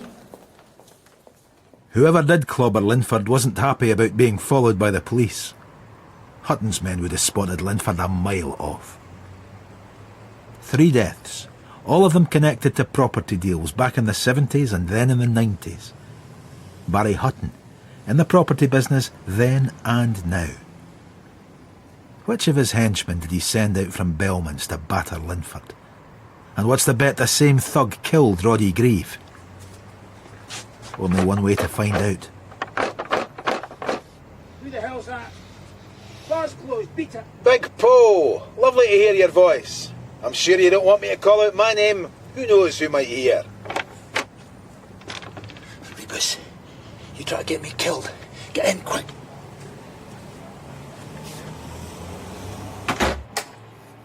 Anyone finds out I'm alone with the filth. It's a bit late to regret a career as a snitch, Poe. Barry Hutton was in here earlier. Might have been. And I'm not a snitch, just a decent citizen doing his bit for the community. Heard it. That'll be why you make your pub the meeting place for every scumbag in town. As if I have a choice. Dump like this. Hutton was here with another man. My guess is the other one left before Hutton. Who was he? Sorry, it's more than my life's worth. Who was he? I can make your life pretty hellish too. Lorimer. Lorimer. Big guy? Bruiser? Got a first name and address? Why don't you just break my legs now? First name? Where? We're not going to get much out of this one. Vocabulary of about a dozen words, half of which would make your granny shriek. He fits the description we have, I've checked. DC Clark. Meet Mr. Mick Lorimer. Well known to us. Previous is for assault, entering lockfast premises, housebreaking. Talented man. Solicitor. You think you need one? Solicitor. That's quite a long word, actually. Sorry, Mickey boy. We get you for 6 hours to ourselves. That's the law. Did you assault our colleague, D.I. Linford? Who? The man who was following you last night. Aye. Some idiot was following us. Looked a bit like a police to me, didn't touch him, but... But you did see him? You had a good laugh when you came in there. All that about me being stupid. But I know the cops aren't allowed to follow innocent men around the place. Did you kill Roddy Grieve? Who? Maybe it was a mistake. Slip of the hand. You see, DC Clark, we know that Mick here gets the red mist every so often. Beat it. You have a history of it, Lorimer. We also know, Mr. Lorimer, that you were in the vicinity of Queensberry House the night Roddy Grieve was killed. You've got nothing on me. We'll have a photo fit. You were identified in the lineup. So what? Means nothing. Are we charging Mr. Lorimer, Inspector? Shut up. With what? Oh, I think so. Let's start with assault of a police officer. I know you can't talk yet, Derek, but I won't ask how you're feeling. There's no point. I just wanted you to know it wasn't John's fault. He'd never do something like that. What happened between us, Derek? It's not going to help anyone if you... The only person you should blame is the man who did this. We've got him, Mick Lorimer. That look in your eyes, is that for Rebus or for me?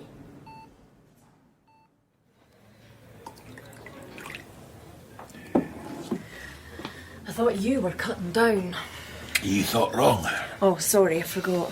Whiskey's the answer to the world's problems. All done? I checked on your Rab Hill character. Cafferty's bestest new friend. Don't tell me no one's seen him around. Hotel says he's checked out. I bet he has. Not in person. Another man came in and paid the bill. Still, he's got an appointment with his parole tomorrow. I think you'll find that'll be a no-show. Then I went to see Derek. And how is D.I. Linford? It was me told him to investigate Hutton's men. You could read that as me asking him to deploy an illegal surveillance of murderous thugs. Maybe I did want the bugger hurt. No. To teach him something. What? Humility? Punish him for being a voyeur? He's made a formal complaint, John. They could suspend you. They'd have to catch me first. We're getting so close to working out this whole thing. Grieve, Hastings, the skeleton. We just need someone who'll talk to us. They're either dead, complicit or vanished. Alistair Grieve's not dead. We'd have heard if he was. He knows what happened 20 years ago. If I could find him. How? Lorna and his mother have no clue where he is. We need to coax him out with a bit of cheese. Or a funeral. My guess is he'll turn up for his brother's funeral. Wonder how many people will turn up at my graveside. Sammy? Maybe Siobhan and the Chief Super?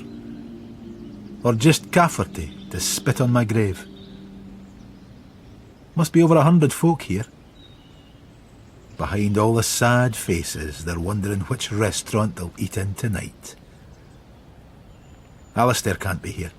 No matter how much he's changed, his sister and mother would recognise him. But he'll turn up. I'll wait in the sleet with my ghosts. That could be him. Or just a man visiting his own ghosts? No. That's him, all right. Evening, sir. Yes, you're at the right place. Excuse me? That's Roddy. But before you say your last goodbye, I'd like you to come with me.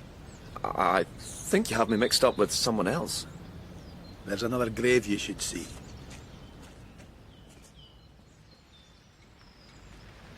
Weren't so many turned out for Freddie's funeral. Couple of officers, couple of winos. How did he die? Killed himself. Saw something in the paper and decided he'd had enough of hiding. Money? Left it untouched. Maybe he was waiting for you to show up, Alistair. Or maybe it was just the guilt. Where have you been living? Ran a bar in the Caribbean. How did you find me? I didn't. You found me. Your brother Roddy got us together. The paintings helped. Paintings? Your mother's been putting you on canvas ever since you left. When did you find out about Roddy? A few days after the murder. Then I saw the funeral announcement. The Scotsman online.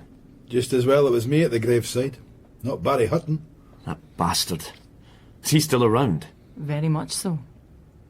I think maybe it's time you told us. Who's the body in the fireplace? So, you know.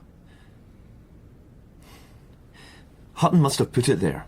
He was working on Queensberry House. Not that he did much work, just spying on us. For Bryce Callan? Callan was grooming him for better things. He did a good job. Callan was buying up land around Carlton Hill, with both eyes on the new Parliament. He didn't want the planners knowing it was him. So he used you as a front? Callan had a contact in the council. He was on a promise. If the vote went no, the land would be worth no more than when he bought it. But had it been yes... And when it wasn't, Callan was left with all this land and no profit. He blamed Freddie and me for everything. Well, Freddie was playing silly buggers with the numbers, telling Callan he had to pay more than was the case. Callan found out. Wanted his money back, with interest. So he sent a man round. Called... Mackie? A real piece of work. Chris Mackie? Yeah, I think so. That's what Freddie called himself all these years. So how did the real Chris Mackie end up dead? He was only meant to scare us, and he was scary. Freddie freaked, picked up a letter opener. When Mackie pulled the gun, Freddie just lunged at him. It was self-defence. He didn't mean to kill him. Then what? We dumped him in his car. Callan must have found him there, and he and Barry walled him up in the fireplace. They'd both definitely kill us now. Freddie and me agreed to run in different directions. Freddie kept the money. We were meant to meet up a year to the day to divvy it up. But you didn't make the meet. I had a different life by then. Freddie deposited the money in the bank in the name of Chris Mackie. After he read of your brother's murder, he killed himself. Hutton and Callan are getting away with this. Away with what? They didn't actually kill anyone. But they made it all happen. You're not coming out of this smelling the roses either, Mr. Grieve. A contact in the council, you say? Someone in the planning department is all I know. Remember Archie Ewer? The Labour guy, furious that Roddy Grieve got the MSP nomination. He's in planning, and he's been around for years. Archie Ewer had had a heart attack just after he lost his bid for MSP. He was back home now, but wired up to monitors and drips.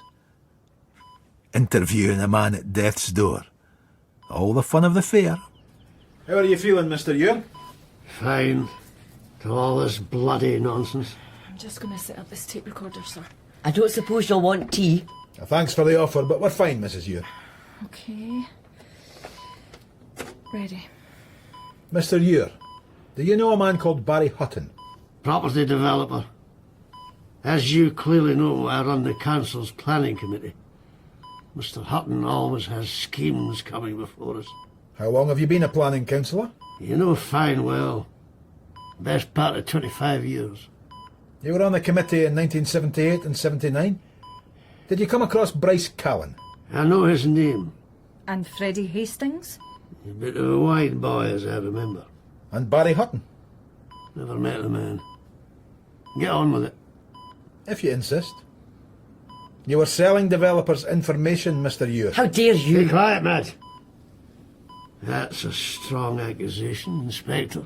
We know someone in the council helped Callan and Hutton secure land around the Parliament site to make sure there'd be no problems with consent. Good story, Giaconone. Planning decisions can make people millions of pounds.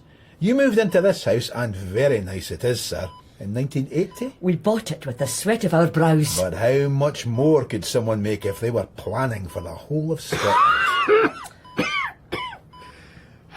This is getting better. Is it a happy ending? You were runner-up to Roddy Grieve in the MSP ballot, weren't you? And? With Roddy Grieve dead, you'd be a shoo-in. Probably still are when you get on your feet. See, I think 20 years ago you were Bryce Callan's mole. He and Hutton were cheating and you were their edge. Hutton's since gone legit and he had high hopes for you as MSP in charge of planning. I reckon Hutton sent round his thug Mick Lorimer, who is now in our custody, to scare Roddy into withdrawing his name from the ballot. Unfortunately, the red mist comes over our Mick, and he went too far. He ended up killing Roddy Grieve. You're full of theories. Maybe it was your complicity in that murder that brought on the heart attack, Mr. Ure. Roddy Grieve's selection cheated you out of a lot of money. That's an outrage. Shut up! You've no evidence of anything. Not quite true. But yes, we could do with more. And I think you want it too, Archie. Call it legacy. A clean break. Aye. Come closer. Come on, Archie. Out with it. Nice try, son. Archie? Oh God, no, not again. Prominent politician dies under police questioning. I can just see it now. It's your retirement present to me, Rebus. We could hardly be expected to know the man was at death's door. And one of our up-and-coming officers lies in hospital with his face wired up. Now, if we had a case, but all you've got are theories, Inspector, for which you seem happy to kill or maim half of Edinburgh. Hang on. Nobody asked Linford to follow Hutton. And I didn't kill Archie Ure. Then what did? A guilty conscience? Where the hell are you going? Solve 2 murders and a suicide. God help us all. We thrive in defeat, straw man, us Scots. You might be right there, Cafferty. Here's me donnering down the street with you like we're 2 old buddies. The biggest defeat of all. This is no donor, Rebus. I'm about to solve all your problems. Why don't I like the sound of that? You should. Call it a farewell present. Whose farewell? Yours or mine? We all have to live with the past. Doesn't mean we have to live in it. You got a case against Hutton yet? Why are you so keen that I nail Barry Hutton? And by the way, where's Rab Hill got to? He seems to have gone AWOL. I heard you'd been snooping around him. It's him has cancer, not you. You switched x-rays. They don't pay those NHS doctors nearly enough. I'm going to put you back inside. You know that. Do I? You don't have a case against Hutton or Callan. And if I ease up on you and your scam, you testify against them. Me? Testify? That's not the way to play it, straw man. Carlton Hill? What are we doing on Carlton Hill? You taking up hill walking? I'm a fresh air man. Freddie and Alistair make a pact with a devil called Bryce Callan 20 years ago. Stop me when you've something to add. It goes wrong. Freddie kills a hitman and Callan dumps the body. Our skeleton. I love seeing a great mind at work. Freddie gives up waiting for Alistair to return. Racked with guilt, he banks the money and lives as a tramp, disguising himself from Callan. You keeping up? But 20 years later, Callan's retired. It's his nephew Hutton who runs the business now. Hutton doesn't care about the body in the fireplace. He just wants his man in the council, Archie Ewer, to be the new planning czar for the whole of Scotland. But to get that job, he first needs to get elected as an MSP. And Roddy Grieve gets the nomination over Ewer, so Roddy has to go. It all ties up. And you can't prove any of it. What the hell are we doing here? Great view from Carlton Hill, even at night. Look down there. It's almost Hogmanay, Rebus. We're about to welcome in 1999, not 1979. And this time, Westminster can't cheat Scotland of its parliament. Everywhere around you will be worth millions. And you're buying some of it? Shh. I'm taking a leaf out of Bryce Callan's book. A respectable going concern to front the purchase for me. Come on, there's something else to show you. Wasteland in Leith. Bit down market for you, Cafferty. Come on, straw man. Meet my business partner. This him? Rebus. Barry Hutton, I presume. This old codger causing all the trouble. Thanks for the introduction, Cafferty. Think I'll be heading back now. You're going nowhere, dipstick. Oh. Aye, very good. Pity have your usual heavy locked up. You think you can do it without Mad Mick Lorimer? Mad Mick, right enough. Wasn't supposed to kill Grieve. You, on the other hand. Hold him, Uncle Ger.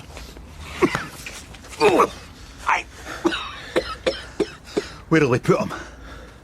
Oh, I've got plenty of sites. A nice big hole and a ton of concrete. Stop! Wait! You'll stay hidden a sight longer than 20 years, Rebus. Well, somebody will. Hey, watch where you're pointing that thing. Oh, I know exactly where I'm pointing it. The hole in the ground isn't for my old buddy here. Uncle Ger! What the... Cafferty! When you wake up, Rebus, it will all be just a bad dream. And you can't prove dreams. Why didn't he kill you? He didn't have to. It was Hutton's time, not mine. Did you see him do it? Not with my face in the dirt, no. I doubt you'll find a body. But Hutton's business and AD Holdings will all be under Cafferty's control now. So that's it? You're keeping stum about Cafferty? Oh, we've solved all 3 cases, Linford. What is it with you and Cafferty, Rebus? You think you're an operator? Look at you, beaten to a pulp. At least I can eat solid. Go back to your sickbed, Linford. Oh, I had to see this. Hard man Rebus, half dead. Can you walk? Here, I'll help you. Thanks, Siobhan. Ian Rankin. Episode 1. The Game.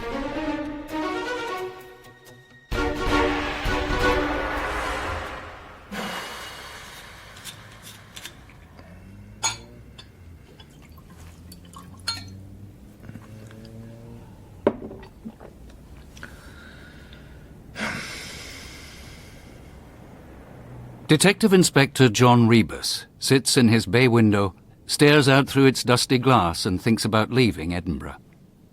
The flat's too big for him now, he knows that. Wife left, daughter moved out, never any visitors.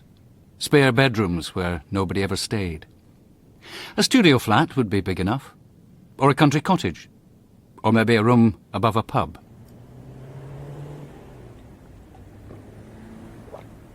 Sell up, cash in hand, maybe 130? 140,000?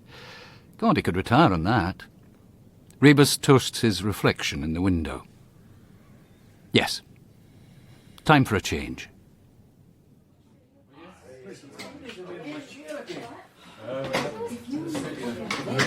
Good afternoon, ladies and gentlemen. Good afternoon, ladies and gentlemen. Thank you. Good afternoon. Most of you know me, but for the few who don't, I'm Detective Chief Superintendent Jill Templar. I'll just go over the format and some of the rules before we start. Most of them you'll know, of course. Is that the boyfriend? Which one? Young one, smart. Yes, that's him. Guilty. All right. Everyone done? St Leonard's Road Police Station, Edinburgh. A battered closed-circuit TV relays the press conference from Force Headquarters in Fetters Avenue. Someone uses a handkerchief on the smeared screen and doesn't improve matters. The incident room is still tidy, still uncluttered. Early days yet. Has it started? Detective Constable Siobhan Clark enters the room. Well spotted, Grant. You ought to be a detective. All right, now let's have a bit of hush. Turn that sound up. Sir? Right. The facts. 3 days ago, Philippa Balfour, aged 20, a student at the University of Edinburgh, left her flat in the new town to meet some friends in a nearby bar. She never arrived and hasn't been seen or heard from since. This is Mr. David Costello, Philippa's boyfriend. Mr. Costello. We don't know what happened to Flip, and we desperately want to know. All of us. Her friends, her family, everyone who knows her and loves her. We all need to know. Flip, if you're watching this, please get in touch. Please. We're worried sick. Please. Mr. Balfour. My name is John Balfour. I'm a senior partner in Balfour's Bank. If anyone is holding my daughter against her will, please get in touch with me. Flip has the number for my private mobile phone, and I'll talk to you at any time, day or night. I just want to know that my daughter is alive and well. If anyone out there has seen her or thinks they have, please get in touch with the police. Thank you. Mr. Balfour. David! Was Philippa happy at home? How long have you been going out there? Any old boyfriends on the scene? What about drugs, Mr. Balfour? Mr. Costello? Turn it off. Sure.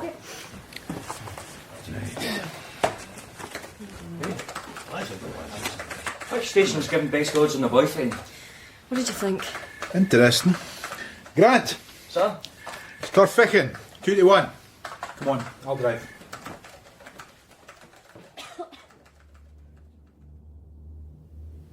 You think I killed her, don't you? David Costello's eyes are bloodshot. His chin is unshaved and his head is slumped. His knees are working like pistons. Please try to relax, Mr. Costello. Relax? You on anything, Dave? David. It's David. I've told you. How would you like it if I got your name wrong, Sergeant Rebus?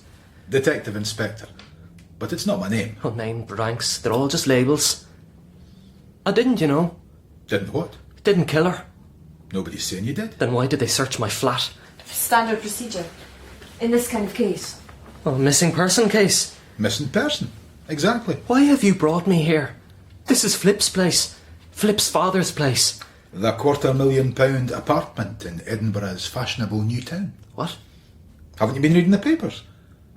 That's what they're calling it. You lived here sometimes, between the rows. Yes. You had a row that night. A falling out. You won't find any answers in there. Was she into computers? Well, some sort of expert, are you? Letters, essays, emails. How many emails?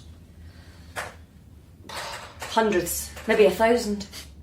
Could take some time. Anyone fancy a cup of tea?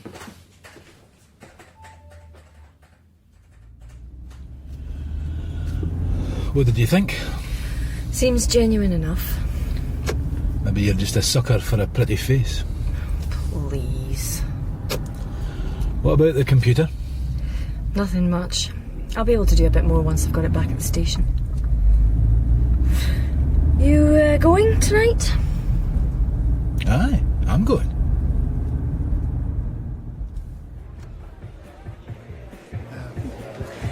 What can I get you, John? Maybe a small whiskey, sir. You don't need to call me sir any longer, remember? Half bottle of malt over here. Just a glass? Art big?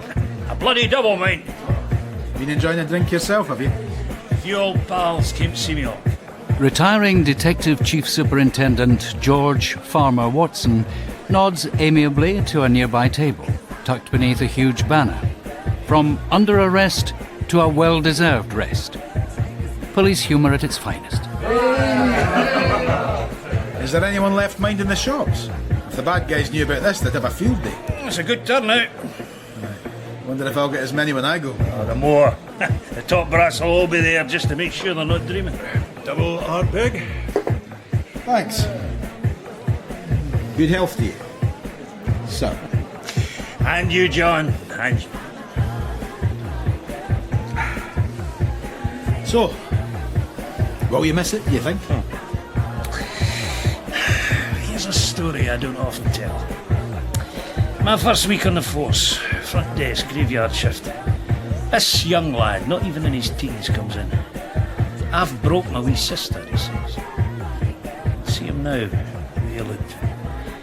I've broke my wee sister. I hadn't a clue what he meant. Turned out he pushed her down the stairs, killed her. You know what my sergeant said? It can only get better. I've never been sure he was right. Here she is, just when I thought I'd been stewed up. Joe! Hello, sir. Sir. God, you're all at it. I'm retired, damn it. Retired? Back in a minute. It's my shout. What do you have? Long vodka. On its way. And another couple of these. Right. A couple of these? One's for the farmer. Of course. Newly appointed DCS Jill Templar, the first female Detective Chief Superintendent in Scotland, is smiling. But the smile doesn't reach her eyes. Fixed a date for your own bash, Jill? My bash? To celebrate your promotion. I had a baby sham when I heard. There you go. Thanks. How's the Balfour case? It's, coming along.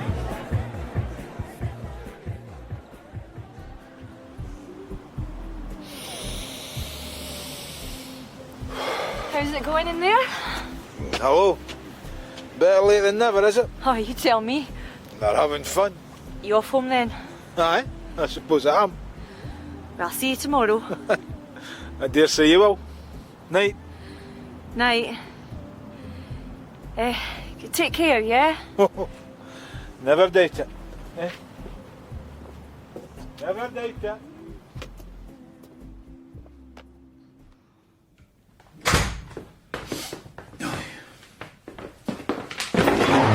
Damn!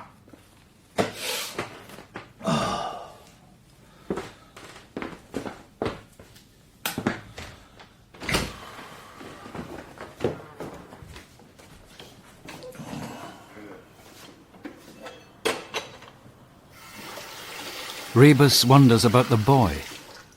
Does he still dream about the sister he killed? Does he remember the young uniform behind the desk, nervous on his first day? The farmer.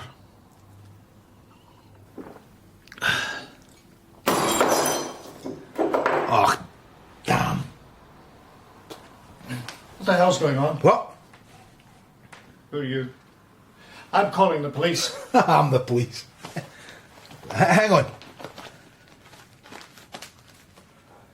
D.I. Rebus. You've been drinking. Sorry, yes, retirement due. Oh, I'm not on duty or anything. If you're not on duty, what the hell are you doing in my daughter's flat? I just wanted to...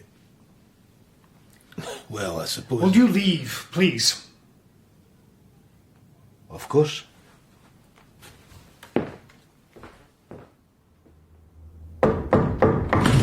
I heard you that...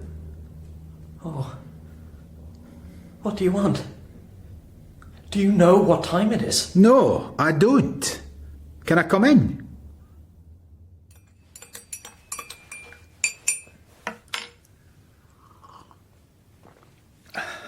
Thanks.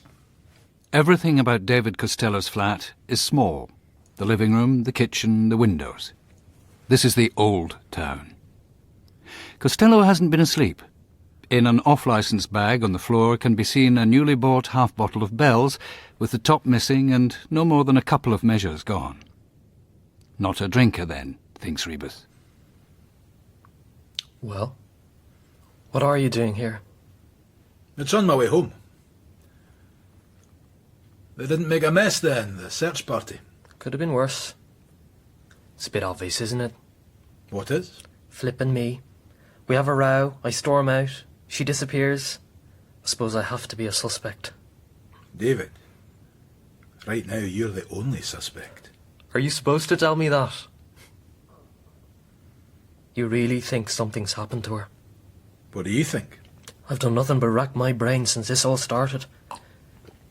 Disappointed, were you? When the search party didn't find a body? You'd hardly have left it here, would you? I mean, only perverts do that sort of thing.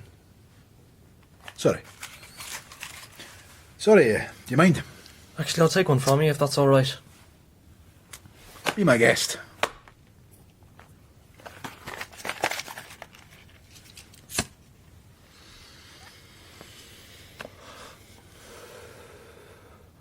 They weren't looking for a body. What then? They deal in things you and me can't even see. Flecks of blood, fibres, a single hair.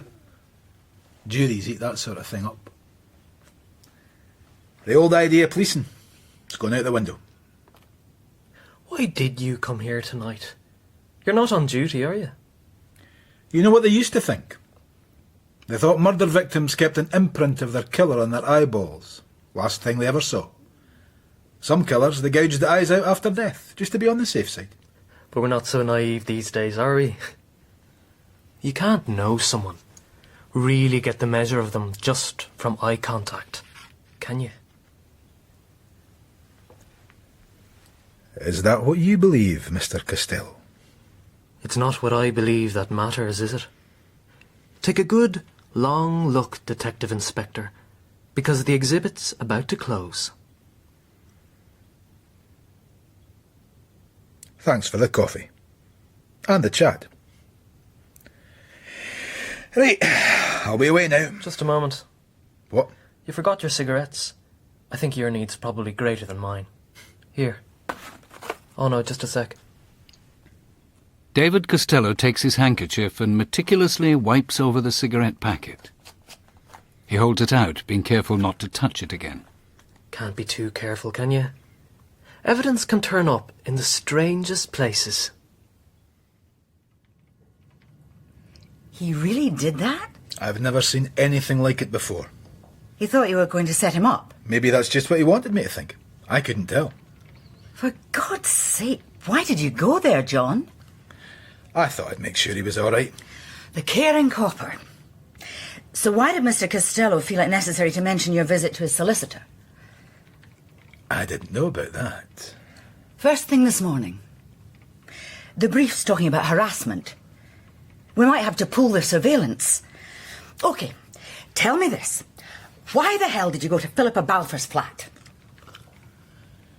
It's just something I do. When things are quiet, I like to go back. And do you like to antagonise the family of a possible murder victim too? Oh yeah, John Balfour's been on to me as well. Just how much did you have to drink last night? We'd all been drinking. Not as much as some. I want you to see a doctor. God, Jill. Your drinking, your diet, your general health. I want you to take a medical. I'll make the appointment. That's all. Thank you, ma'am. John? What? Going to wish me luck in the new job?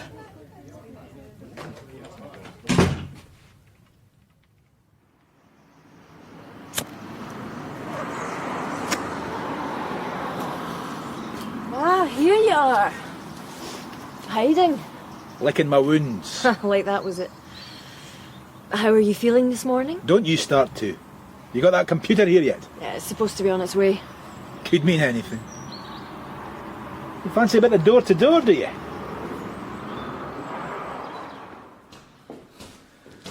They've all been interviewed at least once. Well, they'll know what to expect then, won't they? Will they? They didn't get you last time. Right, let's see. Most of the nameplates in Philippa Balfour's block of flats are ceramic or brass, neat and expensive. The interview notes identify them. The homes of graphic designers, training consultants, workers in the financial sector. Doesn't anyone have a real job anymore? Those are the real jobs. The interviews go like clockwork. 15 minutes apiece. Just a few backup questions, see if you've thought of anything new. The householders shake their heads and profess themselves still shocked. Such a quiet little street. Good morning. Good morning. It's about Philippa Balfour's disappearance, sir. Of course, of course. You're having trouble placing me, aren't you? I remember you. Come in. Yes, that's it. Oh, yes, I remember you. But then you always remember the virgins, don't you? Donald Devlin. Of course. Professor Devlin. Correct. Well done. Professor Devlin used to be the official chief pathologist. First autopsy you'd ever been to, wasn't that way? I did the cutting. But I'm afraid your name's not coming to me. D.I. Rebus. Oh, that's it. Detective Constable back then. Come through. Come through. They weave their way through a profusion of boxes and black bin liners. In the main room, tottering towers of paperwork loom over drawers and boxes which threaten to spill out across the floor. There. You moving out, sir? In a manner of speaking, I suppose. Let's just say that if the Grim Reaper is the ultimate remover, then I'm acting as his unpaid assistant. You're going into a home. Oh, not quite ready for the old heave-ho yet, alas. You know, all I'm doing is dispensing with a few unwanted items, making it easier for those family members who want to pick over the carcass of my estate after I've shovelled off. Saving them the trouble of throwing it all out. A correct and concise summary of affairs. You're binning all of it, Professor. Surely some of this is valuable. Oh, yes, indeed. I intend to offer some items to the College of Surgeons. Now that... May I? Of course. Yellowing now, but still of interest. The front page of the Argus, January the 8th, 1957. My first murder case. A young bride bludgeoned to death by her husband. They were on their honeymoon. Rather a good picture of the scene, don't you think? We must cheer the place up. Here. Thanks. Thanks. My wife thought it macabre too. After she died, I put it back up on the wall. 1972. Good heavens, where does the time go? Enough of the past. How can I help you, Detective Inspector? You and your assistant? Siobhan Clark, Professor, Detective Constable. Now, at your first interview, you said you were home the evening Miss Balfour disappeared. That's right. And you didn't see her. Your information is correct thus far. A simple no would do it, sir. You didn't see her, but you did know her. I wouldn't say that. We exchanged pleasantries. She's been your neighbour for the best part of a year. Oh, but this is Edinburgh. It takes time to get to know one's neighbours. Often they move on before one has the opportunity. After a while, one ceases trying. You were in all evening and didn't hear anything untoward? Nicely phrased. No, nothing. Or see anything? Ditto. Brief enough for you, young lady? Have you ever had a falling out with Miss Balfour, sir? What is there to fall out about? Oh, nothing, no. Is there anything else you can tell us, Professor? As you know full well, any little detail could be valuable. So true. Well, there was something I remembered. Probably nothing important. Yes, sir? The day she vanished, I saw a man standing outside watching the building. Did you get a good look at him? In his 20s, short dark hair. Her boyfriend, maybe. Oh no, I know David. Nice young chap. How was he dressed? Who? David? The man you saw. The man you've only just seen fit to mention. Oh, dear God. Aye, he does get on your nerves, doesn't he?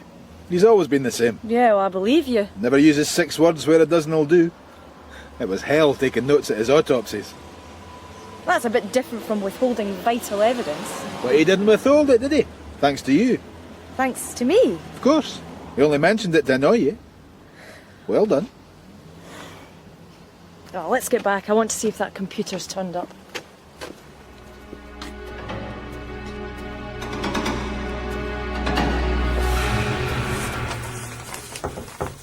Rebus, Come in. you're not busy.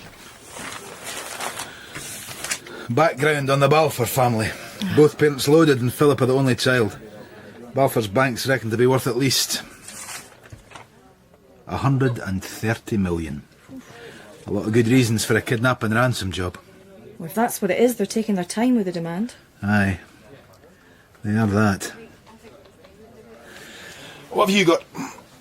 Philippa had a couple of dozen emails waiting for her, most addressed to her real name. What do you mean? Well, most ISPs... Sorry, most internet service providers allow you a range of login names. Why? Well, so you can be different people? And just how many different people was our little rich girl? 2. Most of her mail went to flip.balfour, but this was addressed to Flipside. This is an email? Yeah. Oh, so that's what they look like. Did you survive Hellbank? Time is running out. Stricture awaits your call. Quizmaster. Gonna give me a clue? I don't think I can. I went through all the old messages she'd saved, but there aren't any others from this Quizmaster. She must have been erasing them as she went. Can you track down who sent it? Oh, that's not going to be easy. But you can cover your tracks. I was thinking... What? Well, what if she were to send a reply? You mean you pretend to be her? Suppose he knows she's disappeared? Hard for him not to, isn't it? What with the papers and the telly and the rest. Maybe he'll report that she's got in touch, if he's innocent. And if he's not? What would you say? I haven't decided. Dear Rebus, my office.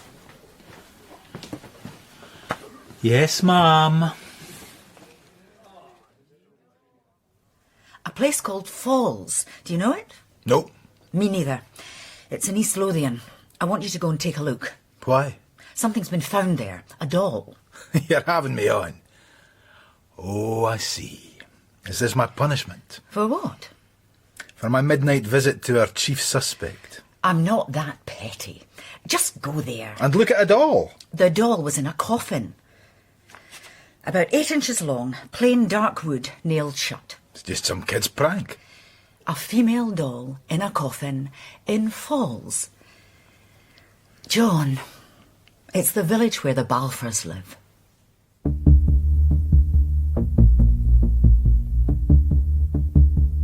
To Rebus, East Lothian means commuter towns, golf links, rocky beaches, and caravan parks where Glasgow criminals come to hide. A calm place, reserved and prosperous. When he gets to Falls, Rebus finds nice detached houses with well-tended gardens. But on the outskirts is something that doesn't fit. What looks suspiciously like a 1930s council estate. Grey semis with broken fences, tricycles sitting in the middle of the road, kids kicking a ball about with little enthusiasm. As Rebus drives past, their eyes turn to study him, as though he belongs to some rare species.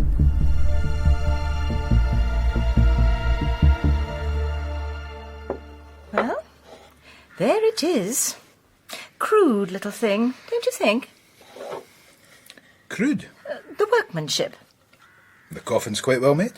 But the doll's got no details at all. And the way it's just hacked out with a chisel. I do know about such things. Sign outside says you're a potter. Amongst other things. I like to work with my hands. It began a couple of years ago. Therapy after the breakup. But then I started to sell bits and pieces, bracelets, necklaces, you know. But it's mainly my pottery, yes. Hence, Wheel Cottage. Exactly. And maybe the wheel of life, too. The eternal cycle, you know. The healing power of nature. Are you interested in Wiccan, Mr. Rebus? Wiccan? White magic? No. No, I should have known you'd not be. I found that thing up by the waterfall. Show me.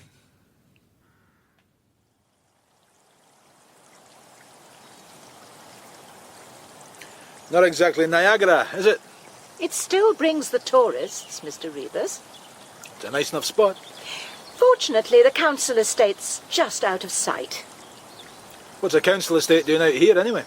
They built it in the 30s. Falls was a mining village back then. There was work.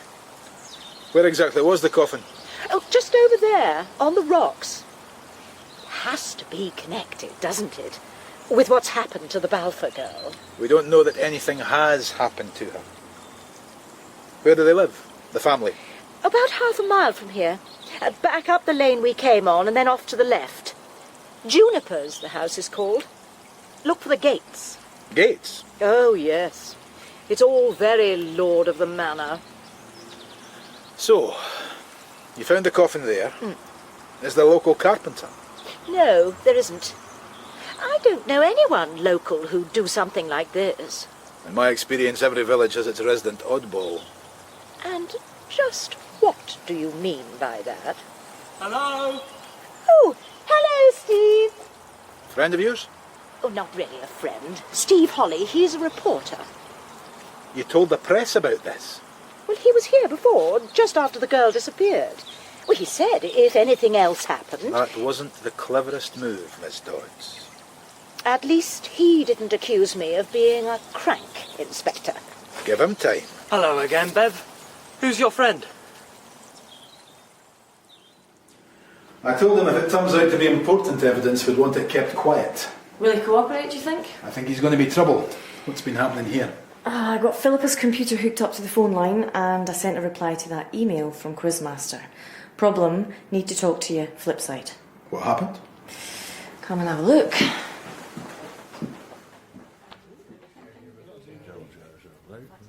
You had an answer. Oh, we got a nice little conversation going. Here. Good morning, Quizmaster. Bit down to earth after the last one. What did you say back? How did you know I'd be online this morning? Fair enough. Not really, look. That's something Flipside wouldn't need to ask. Who are you? So much for working undercover. What did you say? I'm a police officer. Oh, very devious. I'm a police officer in Edinburgh. We're investigating Philippa Balfour's disappearance. Honesty is the best policy. So I've heard. So, we're investigating Philippa Balfour's disappearance. Who? Flipside. She never told me her real name. That's one of the rules. Did she live in Edinburgh? Yes. Can we talk? I'll give you my number. I prefer this. Tell me about the game. Later. Now would be better. I need your cooperation.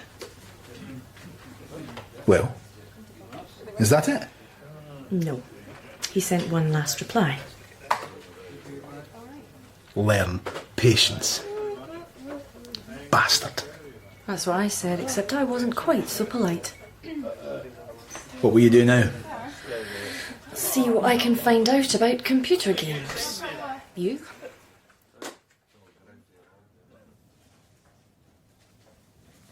Close the door, please. If you insist. How did you get on in Falls? I came to a swift conclusion. Which was? That it'll make a good story for the tabloids. If they got hold of it. They already have. Damn. How did that happen? The woman who says she found the doll. She's been talking. Who says she found it? You think she might have made it herself? Who knows? A friend of mine might. I want you to talk to her. Who is she? Jean Birchall. She's a curator at the Museum of Scotland. And she knows something about this coffin? She might do. According to Jean, it's not the first. Have you been here before, Inspector? I'm afraid not. I used to take my daughter to the old museum when she was a kid. Oh, this is quite different. It's all about who we are, our history and our culture. No stuffed animals and totem poles then. Not that I can think of. Jill's talked about you. Nothing but good, I hope. Where exactly are we headed? The 4th floor.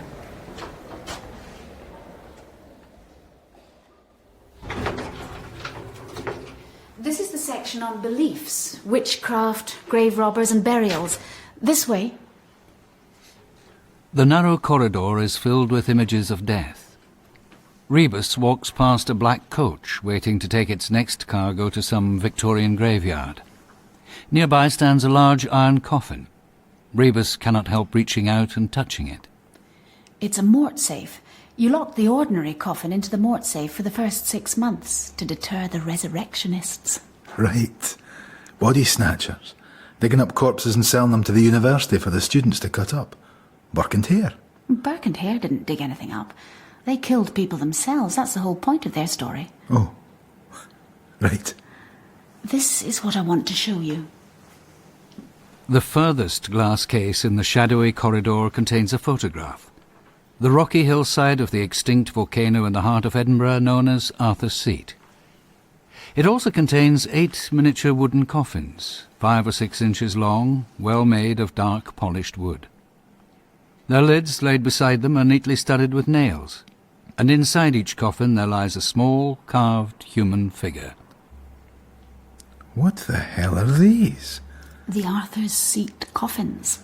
Some children found them in a cave, neatly laid out. When was this? 1836. Do we know anything about them? Practically nothing. At the time, one theory was that they were used by witches to put spells on particular people. Did you put this display together? This whole corridor. Must make for a popular topic at parties. You'd be surprised. When it comes down to it, aren't we all curious about the things we fear?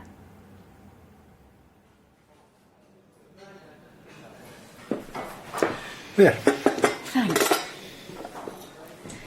You know, it's funny you should mention Burke and Hare. Funny why? Because there's another theory about the coffins, that they were mock burials for Burke and Hare's victims. Like memorials, you mean? Exactly. Do you believe it? Well, the dates are right. And killing someone so they could be dissected was a horrible crime. A dissected body can't rise again on the day of the Last Judgment. Not without its guts spilling out. Can you tell me more about the coffins? No.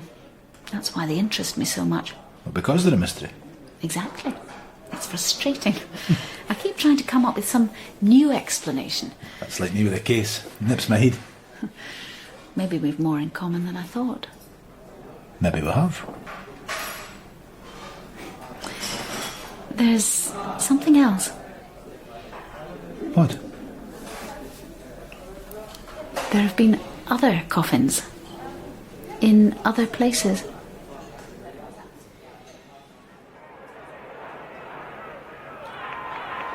Thanks for the seat. Do you really mean that? Why shouldn't I? You've hardly looked at the game. Come on! I'm more interested in the fans. So who was supposed to be sitting here then? A friend. Nice guy? Nice family guy. When are you going to stop trying to marry me off? Hey, I was only asking. Go on, get in there! Yes! So, anything happening at your end of the case? It's my day off, John. I was only asking. We can have a drink after. Yes! Get down, the bastard! Come on!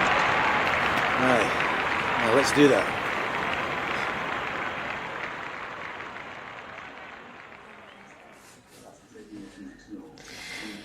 You sure know how to treat a lady. Cheers. Cheers. Anywhere better, I'd be packed out. Anywhere better, there'd be people to talk about the match with. What's the news on the computer? I'm still waiting for him to get back to me. Any way we can track him down? What is it? Quizmaster? Not that I know of. He's using an online email service. What? We can't trace him, no. What about the game? I can't find out a thing about it. Hellbank, Stricture. No one I've spoken to has ever heard of them. I get the feeling the boss thinks I'm wasting my time. We're going to find her dead, aren't we? Maybe. You think she's still alive? No, I don't.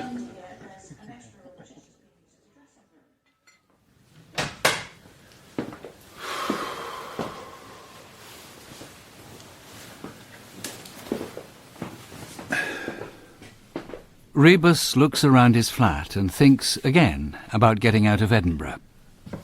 He's now got as far as having the place fixed up before he puts it on the market, with the result that half the floorboards are missing, the skirting boards are uprooted, and there are electrical cables straggling everywhere.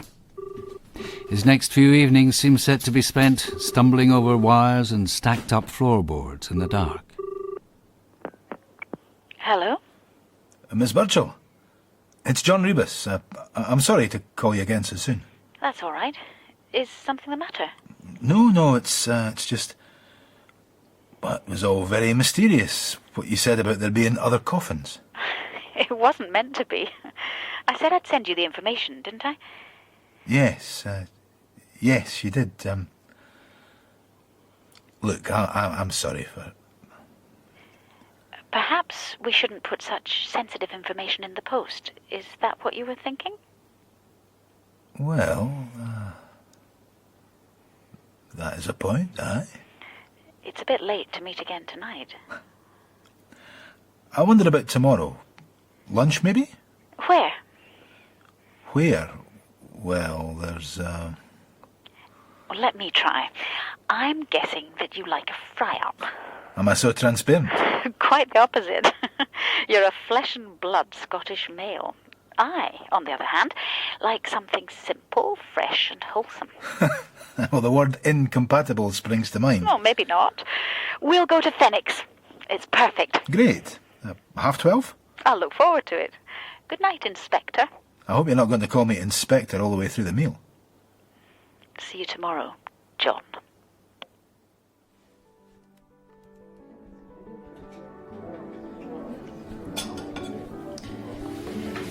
You and Jill Templar had a fling a while back.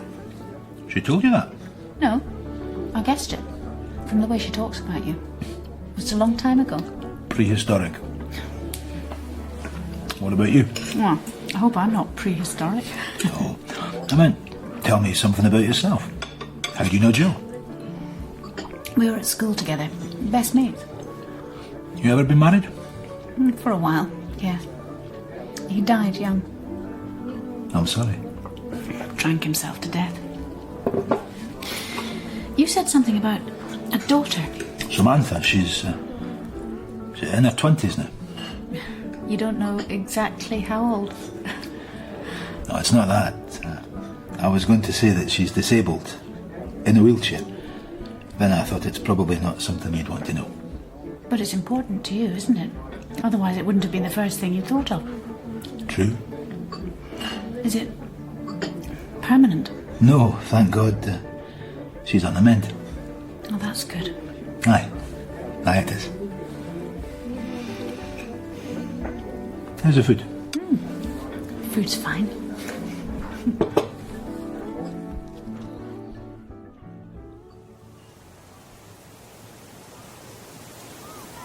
You should have let me pay for the lunch. I asked you after all. I'd like to pay my share. You were going to tell me about these other coffins. Let's finish our walk first. Okay. Do you live near the museum? Well, not exactly. Portobello. That's miles away. You should have said. Why? Oh, this way, just for lunch. I like Phoenix. Do you eat out a lot? Whenever I can. Where do you live? Arden Street. Did you know that whole area used to be a farm? More like a zoo these days. You work hard on your cynicism, don't you? It gets rusty otherwise. Is it far, your place? Are you angling for an invitation? To be honest, yes, I am. The place is a tip.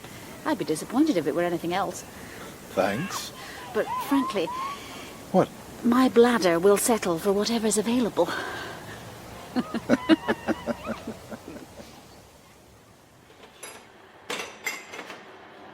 Rebus looks at the mess that surrounds him, shakes his head and abandons his futile attempt to tidy up. It's like picking up a duster after a bomb strike. Instead, he goes into the kitchen and spoons coffee into 2 mugs. The milk in the fridge is Thursday's, but usable.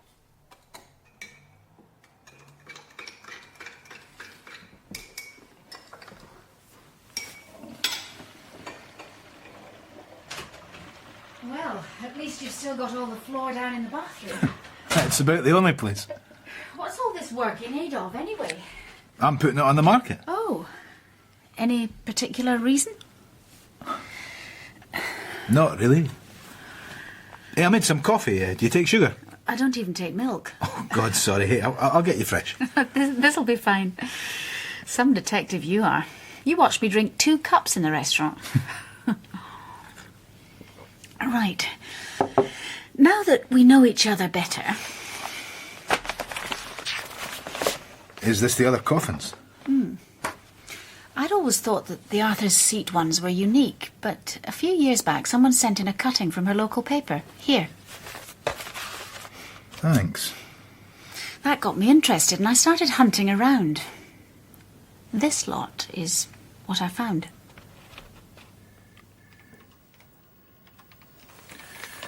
"1972 by a river in Dunfermline, 77 on the beach at Nairn, 82 in a Glasgow graveyard, and 95 at a hotel in Perth. 4 miniature coffins, 3 of them with carved wooden dolls. Only 3? The 4th one could have been taken by an animal, or a kid.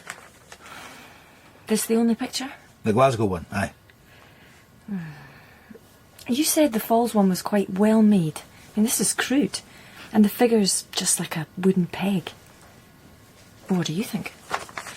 It's not going to be coincidence, is it? What about your end? Anything new? Oh, yes. Look. What do you want, Grant? Sorry, sir. Coffee out here. Who is it? Says his name's Steve Hawley. Press. Bev Dodds, pet reporter. Tell him I've died. Let him print that. Sir. OK, what have you got? I've had an answer from Quizmaster. Here. The game is not a game. It's a quest. You'll need endurance and intelligence. Do you still wish to play? I take it you said yes. And he sent me this. 7 fins high is king. This queen dines well before the bust. Mean anything? You need someone who does crosswords. Ask young Grant. He's got to be good for more than just answering the phone. I'll crack it myself, thanks. Oh, there's a note for you on your desk from the boss. What is she on now? It's the details of your medical. 10:30 this morning. Close the door on your way out, Constable. Well, you can't say I didn't warn you.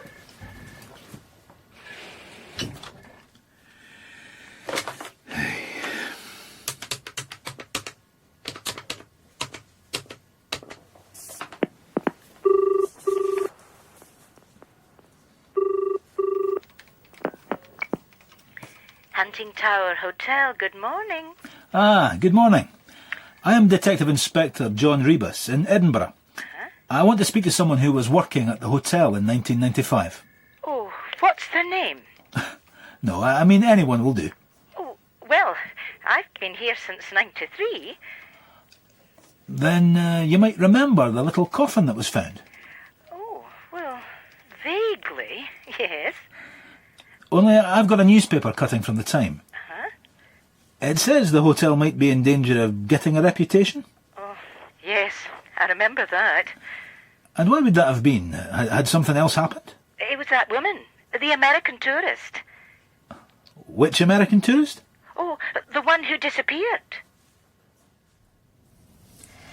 I don't suppose you'd care to explain yourself. Well, that's just what I want to do. Look at these. You were supposed to be seeing the doctor. What? Oh, something came up. I've been down at the library all morning. The library? Going through the newspaper files. God, Jill, you're not going to believe it. Very possibly not. Listen. In October 72, a student called Caroline Barnes disappeared in Dunfermline. In July 77, the body of a Paula Gearing was found washed ashore in Nairn. In 82, someone named Hazel Gibbs turned up in a river in Glasgow. And in 95, a tourist called Betty Jefferson went out for a walk and never came back. That was Perth. So? In every case, somewhere nearby, they found a miniature coffin. Show me. It's thin, John. Jill, there's something there. All you've got is 2 bodies with no signs of foul play and 2 missing persons. 3, including Philippa Balfour. And this latest coffin. Falls isn't exactly close to where she disappeared, is it? You think I'm saying things? Maybe. Can I at least follow it through? John. Give me 1, maybe 2 officers, and a few days. Give me a chance to convince you. We're stretched as it is. Stretched doing what? We're whistling in the dark, waiting until she comes back, phones home, or turns up dead. 2 people, that's all I need. You can have 1. And 3 days, tops. Understood? Right. And John, go and see the doctor, or I'm reeling you back in. Is that understood? Understood. Who will I be working with? What do you mean? You've got Siobhan Clark. She's tied up with a computer game business. Another bloody dead end. You've got DC Clark, and you've got 3 days. Thanks, John. I knew you'd be thrilled. Oh, no, it's all right. I could do with a break from that damn clue anyway. What was it again? 7 fins high is king. This queen dines well before the bust. Before the bust? Drugs bust, maybe? Oh, God knows. Victoria. What? Victoria. This Queen Victoria. Why? Tell me what it is first. Don't push your luck, son. It's Philippa Balfour, isn't it? They brought in her computer. Was she doing some sort of quiz? For God's sake. Listen, if you know what it means, you tell me. I'll bring you in on it if I can. John? Easy. Well? Show me. Yes, I'm right. 7 fins high is king. 7 sisters, Finsbury Park, Highbury and Islington, King's Cross. The station's on the tube in London, the Victoria line. Clever. Thanks. I meant him. What about the second half? This queen dines well before the bust. I'll have to think about that. I'll get back to you. Shit. Come on. This was mine. I wanted to crack it on my own, not have someone else march in and steal my thunder. I think you've been working with me too long. Oh, rubbish. Sir? Besides, you've still got the second half. Before the bust. And while you're thinking about it... Right. What do you want me to do? A spot of digging.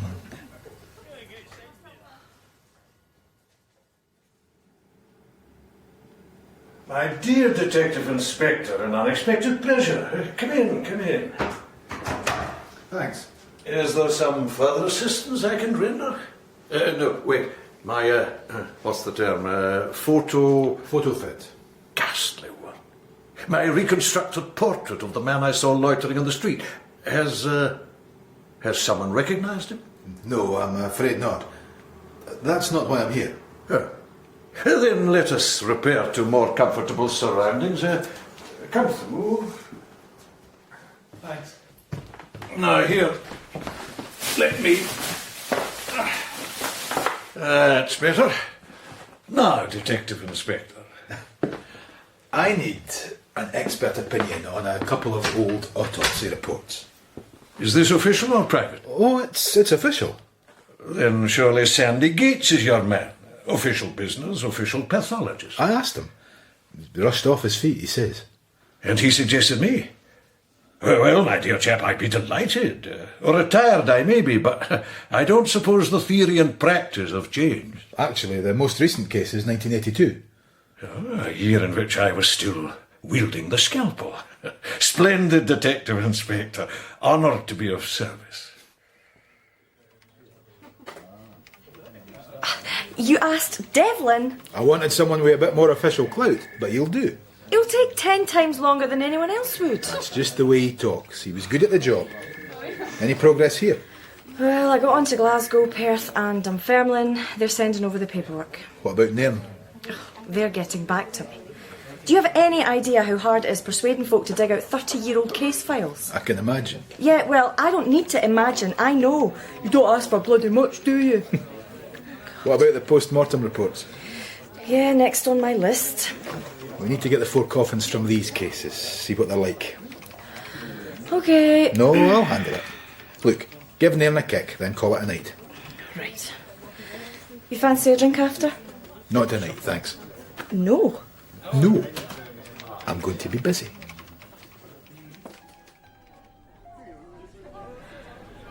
I'm sorry. I'm not being very good company, am I? Oh, I don't know. I like the silent type. What is it? What's wrong? John, don't you see, all the time I had those cuttings, if I'd given them to the police as soon as I found out about them... What? You might have prevented some of the crimes. Yes. Jean, we don't know for sure that there's been any crimes committed. And besides, all you had were stories about dolls and coffins. No one knew the rest until I found out the links, and that was by accident. Right? Right. Sorry. And in any case, you can help now. Far more valuable. I hope so. Depend on it. Now, do you want another drink? Not really. No. Something else wrong? I just get the feeling this isn't your kind of place. Oh. And what is? Well, I think you feel more comfortable in small, smoky bars filled with disappointed men. You catch on quick. Shall we find one? No thanks. No, maybe not. Come on, I'll run you home.